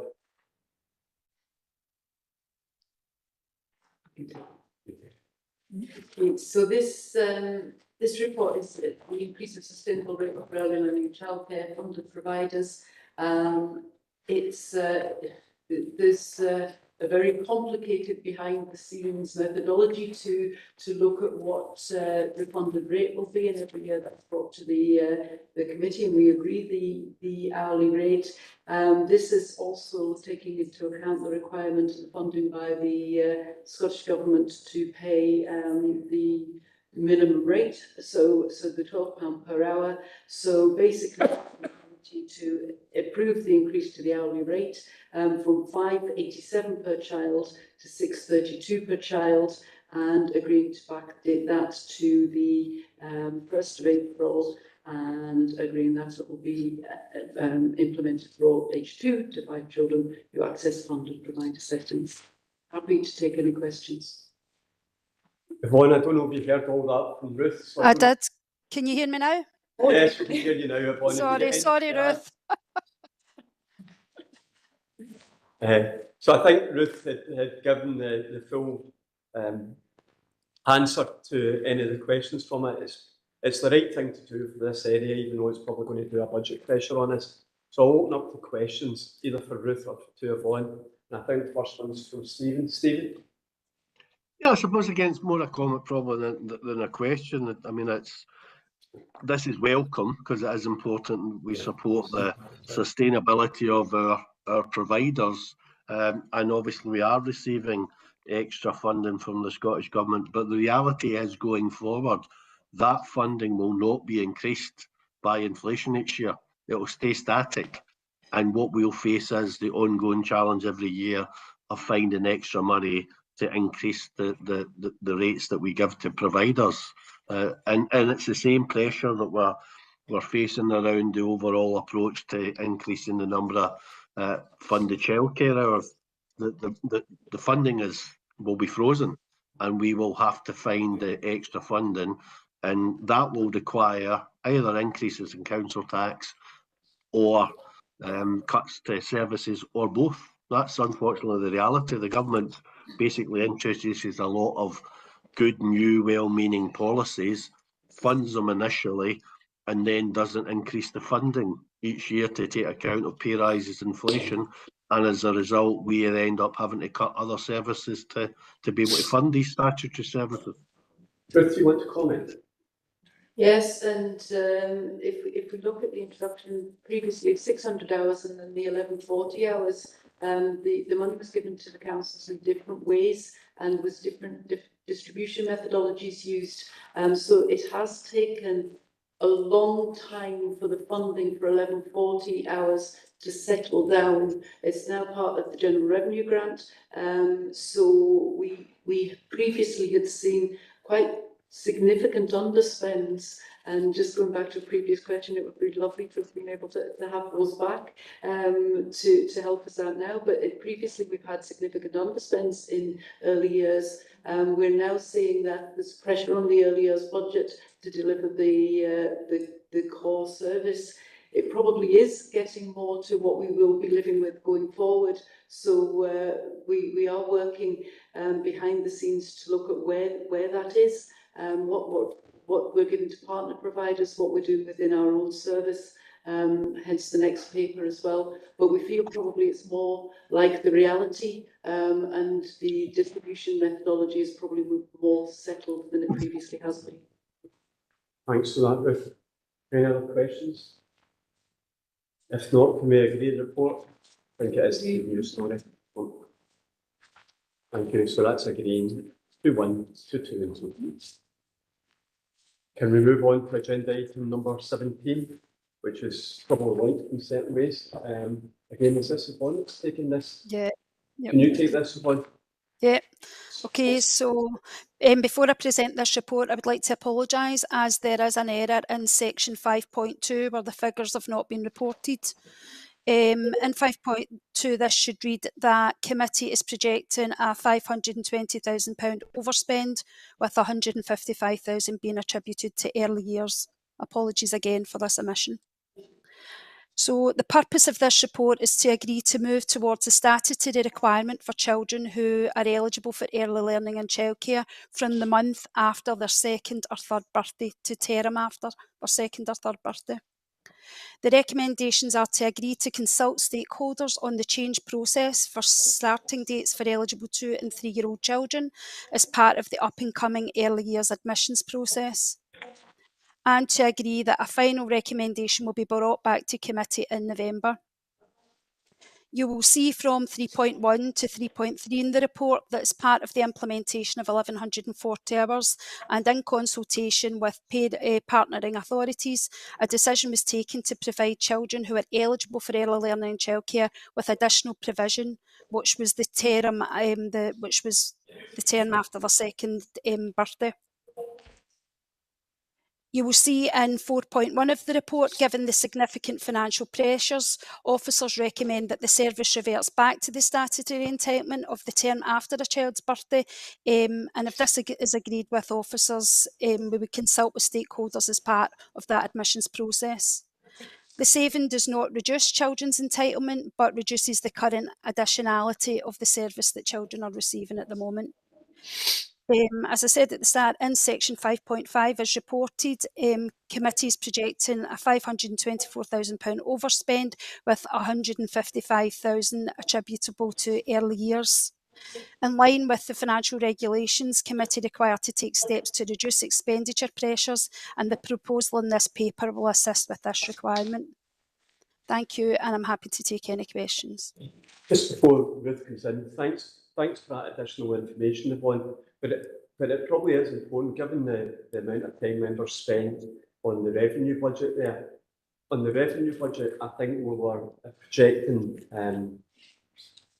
a different outcome. I mean, I'm trying to think, we're projecting a 460,000. 460,000 and Sorry, the communities, sorry, that includes communities and education's projected outcome is combined. Okay. I just think it's important, given the amount of time we spent on that earlier on, that is clarity for us. So thanks very much for that clarity. It will save other members asking the same question, no doubt. Ruth? Yes, as corporate director, using the two committees, I've got the overview. One will help the other out, and sometimes we occasionally go to CNR as well, because I've got the you'll remember HR and ONE too. So what I would say is this was in we introduced the month after the 3rd birthday alongside other authorities when there was more money in the system. So basically we got more money basically than we were funded for. So we made decisions to just bring it to bring the entry to the month after, because there was enough money to be able to do that.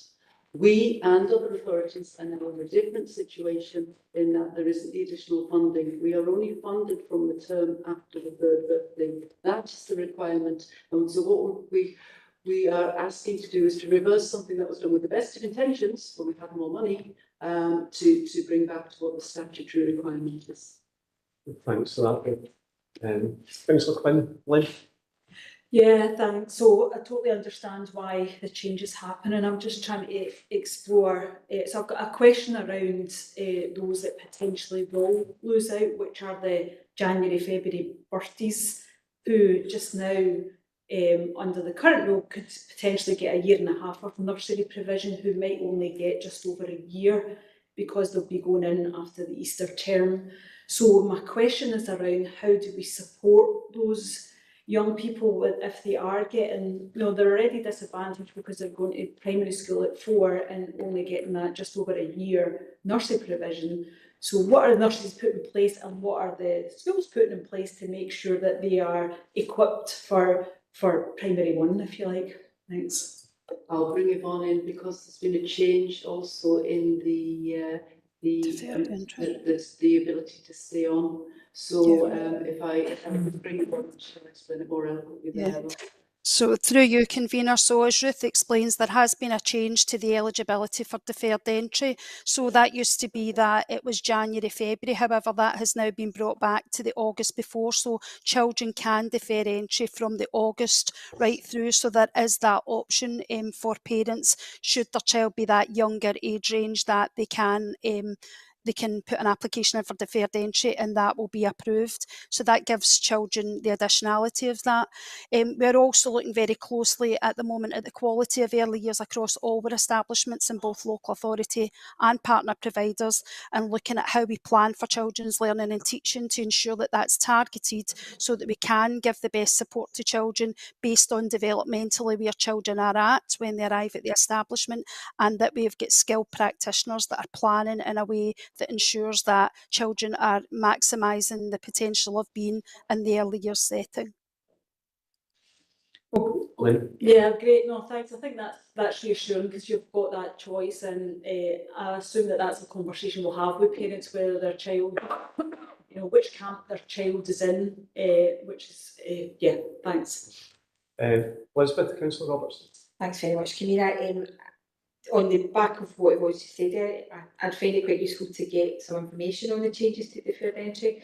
If there's even just informal through an email or whatever, just some detail on the rationale behind that and what's kind of behind it, that would be helpful. The question that I've got is about, obviously all we've really been asked to do today is to say, yeah, go ahead and consult on this rather than implementing the decision. And obviously there will be different stakeholders, and I just want to kind of, before the go out to consultation, get some assurances on who those stakeholders will be. I think this does make sense for our system, education-wise. I think it does make sense from establishment point of view. I know that we'll want to discuss it with parents, but parents aren't necessarily, they're experts in their own children and in their own circumstances and experience, but not necessarily in education. And I would like to think that the stakeholders that we consult with are going to be beyond those who are experts in early years within our own establishments, who are going to think maybe potentially this is a good idea from an establishment point of view. It would be useful to know from other people who are experts in early years education, just in terms of that experience of young people, and then getting the right support, the right level of do we still class it as pedagogy when it's the early years? Is that still, yeah? Okay, so that all those pedagogical, psychological, developmental side things. So I'm just wanting to make sure the stakeholders include those type of people as well. I'll perhaps catch up with you after the meeting to see who you exactly mean, but what we're anticipating doing is putting it through the admission. Every couple of years, and Paul will keep you right on this, we put a questionnaire about our admissions process. So we were constantly evaluating it, and the intention is to put it out as part of that questionnaire. It doesn't stop us speaking to other people. We'll of course speak to our heads of centre on this.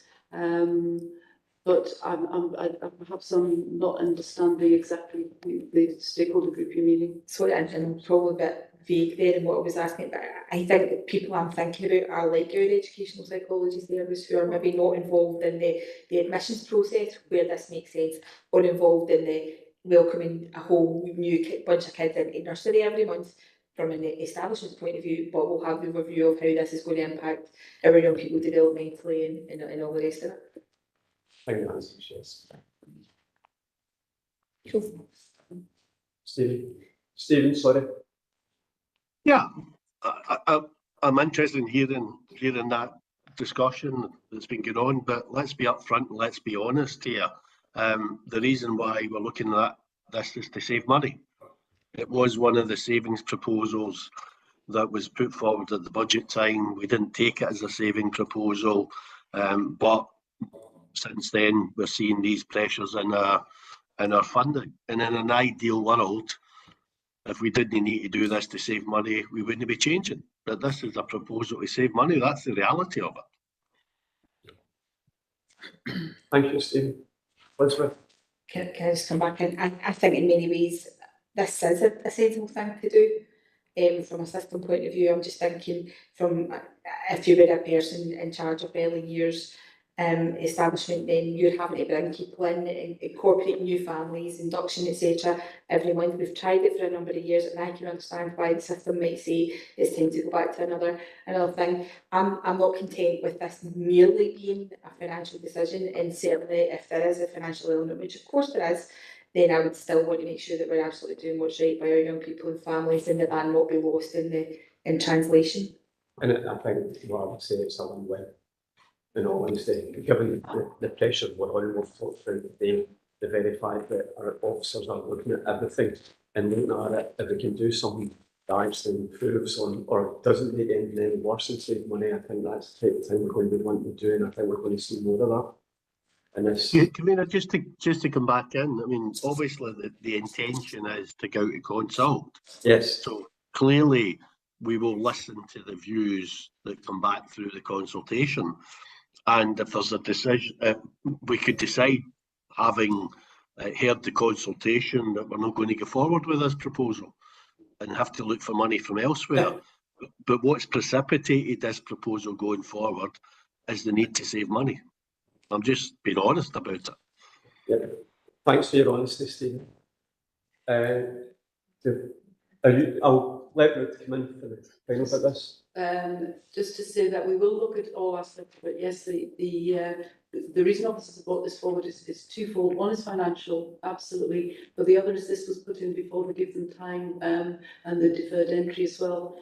So we do need to look at actually the different landscape for the quality of provision for the young people. So we'll take both into account. Yes, okay. Thank you. Can we agree the paper? Thank you. Can we move on to, again, another consultation, senior phase consultation? Let's see who's taking this one. Adam there. Sorry, Adam. Thank you, Convener. So yeah, apologies for another consultation to be added to the list, but we are seeking approval from committee to conduct a consultation on the senior phase model currently in place in our secondary schools, and to approve that a report would be returned to committee to identify any changes that we would like to make to the senior phase model. To give some background, historically all secondary schools in Inverclyde has followed a similar timetable model now for a number of years, just after Curriculum for Excellence. We haven't reviewed that since. The landscape has changed in the senior phase over the last 5 to 10 years, and our schools are now delivering a wider variety of qualifications in the senior phase. These were highlighted as best practice in our reports from St Columba's and St Stephen's High School to best meet the needs of young people and provide an appropriate learner pathway to their career. At the moment, we aren't able to provide that level of flexibility, for example, to allow young people to attend an increased amount of time at college, or for them to engage in work-based learning such as foundation apprenticeship, skills for work courses and national progression awards. Equally, a number of our young people still attend higher education, and at the moment, for example, in fourth year, young people are only able to choose 6 courses to complete, whereas if we were more flexible, we could increase this to allow a wider range of knowledge to be acquired. This is obviously on the back of a changing landscape of where our learners leave. In 3.3, there's an overview of where leavers left in 22-23. The majority of our young people leave to enter employment, further education, skills or personal skills development, and our curriculum model doesn't allow for that to be developed the best it could be. We're also seeing a number of fourth years leaving increasing substantially. It has doubled in the last 2 years, whereas fourth years normally remained on the roll. And if that's why young people want to do, they are leaving as in fourth year to go into employment or further education and training. And again, those young people are not necessarily having the opportunities to develop those skills to prepare them to enter into those professions. So as I've said, we want to run a consultation with various stakeholders to gather views about allowing our curriculum model in the senior phase to be more flexible and meet the needs of all young people's journeys that they want to follow into post-school destinations. I'm happy to take any questions. Thank you, Adam. Paper's very much welcomed, I believe. Councillor Wilson, you put your hand up first. Yeah, thank you very much, Convener. I really do welcome this consultation. I think it's probably about 6 or 7 years overdue. My question really will go to Ruth or Michael. Does this mean the end of Curriculum for Excellence? Because Curriculum for Excellence has not served the Scottish educational system well at all. We've plummeted down international league tables from having been in a prominent position. We're now heading down to the middle rank. We see the performance of schools in England, Northern Ireland and Wales being ahead of us. So really my question is this be the very welcome death of Curriculum for Excellence, Ruth? I think I can start off on it. No. Unless Adam wants to answer. That's succinct to the point. So I come to Councillor Norton. And remember that you know, in your question, I suppose you forgot to mention that Inverclyde does extremely well against our comparators. And you've just heard the three schools there where virtual comparators were mentioned, and Inverclyde really punches above its weight in that. So I'll put that one in before I start.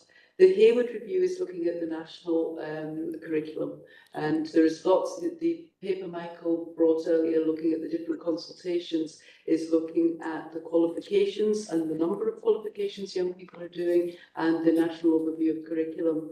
That at the moment is on hold. There are no significant changes, so we are not doing anything that is against where the national direction of travel would go. What we are doing is re-evaluating the decisions we made, and Jim and I were talking on the way in here. It was 10 years ago when we were looking at looking at the number of subjects young people did, and there was a rationale for that at that time, looking at the demographics of the young people, looking at the different pathways they could take, and looking at the different options available. We are now in a different world where there is far more work-related subjects. We're looking at actually getting more people into employment. We're looking to perhaps our staying on rate not to be as high as it is, and I'm saying that with a positive, because for some young people going into apprenticeships or the world of work is the right thing. So we're actually looking at the totality of the senior based pathway. We want to give it an evaluation. We also want to make sure it's fit for the learners of today, but it's not stopping curriculum for excellence. I think that's a full reply, David, but you want to come back in? No, just very briefly. You'll notice that I did say the Scottish educational system. I meant the whole of Scotland. I didn't at any time refer to Inverclyde, though I think we should be a bit more ambitious in future and not always compare ourselves with our comparators. I think was going to come in, but I'll let my officer come in. Ruth. So we look at virtual comparators where we're doing against national as well. Yeah. And I think our head teachers earlier on give great replies to those sort of issues as well. Very good replies to the head teachers. I'm going to bring Stephen in, but I can just say when Ruth was talking about, she was talking to Jim, it wasn't Jim Clotterty, it was Jim Docherty, because we often talk.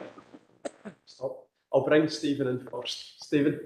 Yeah, thanks, Convener. I think Councillor Wilson had his way of privatising our education service and sending our wins to private schools. But I mean, I think this is a welcome report. I think it is important we have to review regularly our curriculum model for the senior phase. I was just curious about the figures in 3.3 around those who are leaving school in fourth year and how they've been pretty dramatically changing.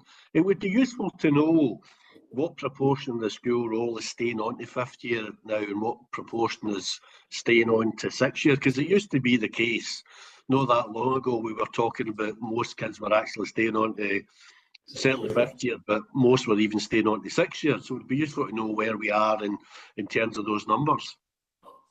Adam, would you like to come in and answer that?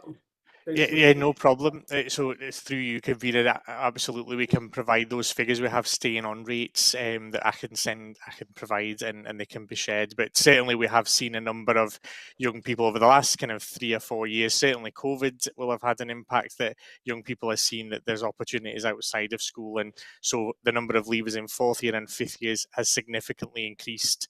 And as we used to have a lot of them stay until sixth year. That's not the case anymore. It would be useful to get those figures broken down by school as well, Convener. But I mean, one of the things that it does concern me, I suppose, in terms of the destinations for people who are leaving fourth year is many are going into further education. And the reality is there's been huge challenges in further education and will undoubtedly continue to be huge challenges in further education, which is actually seeing narrowing in the sort of curriculum choice available to young people. And we know there are specific challenges around West College campus and Greenock, or campuses in Greenock, and a lot of young people have to travel further afield to go to further education. But in the further education sector in general, there are real pressures that whether the quality is there in terms of providing that alternative offer to staying on at school, I'm not convinced, I have to say. I think that's more a comment than really, I don't think there's anything you can really answer from that. Can I allow Francesca to come in? Thanks very much, Chair. Yeah, I think thanks for that, Adam. It is really welcome when we heard a bit of it sort of alluded to at Michael's all-member briefing. I think it generated levels of excitement that we don't necessarily always see at an all-members briefing. But I was going to ask you a bit about the rationale behind it, but I think that's really been covered there in the discussion. So I just wanted to see if you could say a little bit more about the working group that's been set up to examine the current offer. For example, specifically, I was wondering if it includes young people, further education, West College Scotland representation and parents, or would you say that they're more going to be brought in the voices of those groups through the consultation stage? Because I was wanting to see if there was scope for West College Scotland to be represented at it, so that perhaps we could work towards the quality that Councillor McCabe mentioned. And then second question was, will this sort of new offer that we're looking to deliver in 25-26, will that move us further away or closer to other authorities or comparators? I'll bring Michael in. So through you, convener, for a number of years now, we've had a strategic oversight group in relation to the senior phase, and in fact we had a meeting just this week, and that includes West College Scotland, it includes SDS, it includes College Regeneration and Employment, I'm missing people out, head teacher representative, and then the group that's kind of driven this consultation is a working group at the moment of officers and head teachers, but there is that linkage through, and essentially that group is reported back up into the wider strategic group. But the consultation absolutely will engage with young people. Interestingly, Ruth, I think already today's made reference to meetings that she and I have with young people, and we've heard this directly from them in those meetings. I had my lunch with the new senior leadership team on Friday at St Columbus, and it was being referred to there. So it's something that I think is coming at us from a range of different sources, but this will formalise the opportunity for key stakeholders, including the people you're mentioning, to have their say. And in respect of other authorities, there are a variety of approaches taken in other authorities, particularly around the question of the number of national flags taken at the end of the S4. So certainly we're already in line with some at 6, and if we were to move to more than that, we would be in alignment with others. You know what I mean? Ruth, would you like to come on that? Just to say that some other authorities allow schools to do it in a different way. Inverclyde has always had a very good curriculum model across the way, and it allows us to all the schools to work together. So we're small enough to work as a team. Just to go to the other authorities with the staying on rates, we used to have one of the highest staying on rates in the country, from S4 to S5 and from S5 to S6. So we're now seeing probably something that would come back towards what we would expect to see.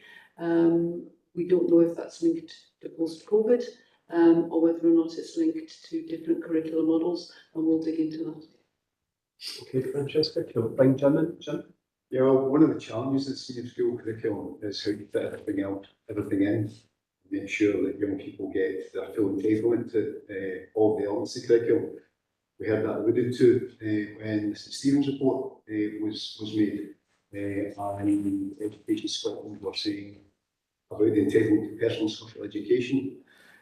There is, of course, also an entitlement to religious and moral education, and I just want to ask, are there any plans in the consultation to involve the church groups in that consultation? Michael? Yep, so through you, convener, absolutely. Again, it's that definition of stakeholders, that all key stakeholders, including the diocese, would be involved. Thank you. Okay, can't see any other questions online. Can we agree on the paper? Can we go for items from note, although this is a very important one? We go to agenda item number 19, and that's the Inverclyde Wellbeing Service. Michael, do you wish to? So this is the annual report that we bring to committee on the Inverclyde Wellbeing Service, which is coming, believe it or not, it's just finished its 4th year in place, and as noted at 1.6, that's been delivered for us by Action for Children. They were in a 4+1 year, in addition to the initial year 3 contract. Pleased to say that actually they've been awarded the contract going forward in post where we are, and the wellbeing service will continue. And this is a report obviously on the service during 2024, and I think it's for noting, but I'm happy to take any questions if anybody does have any questions. Elizabeth? Thanks, Convener, and I know that it is a paper for noting, but I've got a question based on the outcome KPIs on page 178. One of the main reasons behind putting the service in place was to reduce the number of young people having to go to CAMHS, because CAMHS was the only show in town. It was the only provision available to support mental health, and we knew there were young people who didn't need that distinctly clinical service, but could do with some wellbeing support at the lower tiers. It's a KPI, but it's not reported on. If you do the read across again, there's nothing at all that suggests that we are actually reducing the number of CAMHS, or that we maybe are. I don't know, it's not there. Michael? Through you, Kavita, I think we've had this question from you before, and it's I think we've come back twice, I think, to try. I mean, I can go back again to look at this, but it's incredibly challenging to be certain about whether or not the service is having an impact at that level. But I can certainly go back and ask again. Can I bring Ruth? You want to come in and then ask back to yourself? If you want. Yes, and it's through the Children's Services Plan as well. We've been asking this question. What we can very easily get our hands on is the data of referrals to CAMHS, but that's into an initial appointment. And so it's very difficult to dig beyond that and get meaningful data. The Children's Services Partnership are still looking at it, but to be honest, Councillor Robertson, the data that we require and that would tell us the story here still isn't readily available, and we are pushing to try and get that. Thanks. I don't really know what to say in relation to that. It just seems too important because the easy thing to say is we'll take it away as a KPI, but because at the minute we're not reporting on a KPI that we've set for a contract that we've put out. But I don't think that's the answer. I think I don't know how to urge across the children's planning system to crack this. It doesn't seem like an impossible thing to be able to do, as if I'm thinking about it on my limited human terms. But if we've not been able to do it, I don't know how we put pressure on the system to solve this. But I think we should. Any comment? Just to say we continue to do so, and we will keep taking it back. I can see some of the issues around it, and it's to do with this first. If you look at the CAMHS measures, they look very, very positive because it's that time taken for the first referral. It is then difficult to look at what happens afterwards, and there's all sorts of organograms saying here's where that first referral went to and what the third sector would look like. However, to be able to put that in percentages is really, really difficult. And we're just not getting traction with that.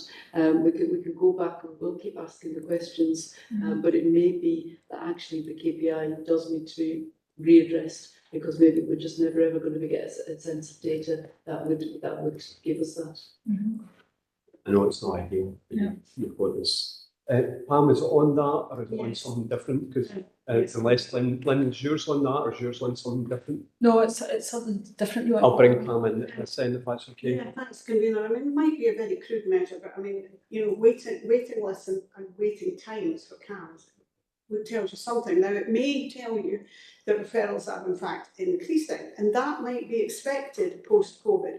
But if you like, use what we can relatively easily access. It certainly doesn't tell you the whole story, but it tells you something, and it may tell you that there's just much greater need out there. But it's worth looking at, I think. Thank you. Thanks, Pam. Councillor Lynn? Yeah, thanks. So I'm not sure if it's a question related to CAMHS, but I'm not sure if it's this committee or it's those that are responsible for CAMHS service. But it's been reported, I've spoken to a number of parents where their young people are accessing the Action for Children service, and the child has created a bond with that counsellor therapist, and then as soon as they're classed as CAMHS, they now maybe need CAMHS support in addition, then that service the service is removed, but they're still in the waiting list for CAMHS. So I'm not sure if the issue is around to address it is here, or is it who is responsible for CAMS, because the word from the parents is they were doing really well under the service and they're really happy, and the young people had a trust, and then that was whipped away at short notice because now they're under a different pathway. So I'm not sure where that problem can be resolved, and just using this as an opportunity to bring it up. What I would say is we would probably need to take this away from this committee and look at the specific details. It's the committee wouldn't be an appropriate thing, but we can look at the pathways and look at what's happened in specific cases, because there's systems and protocols in place for different referral pathways. But if you were to share, not in committee, but if you just share the details, then that would be useful, and we can look into it.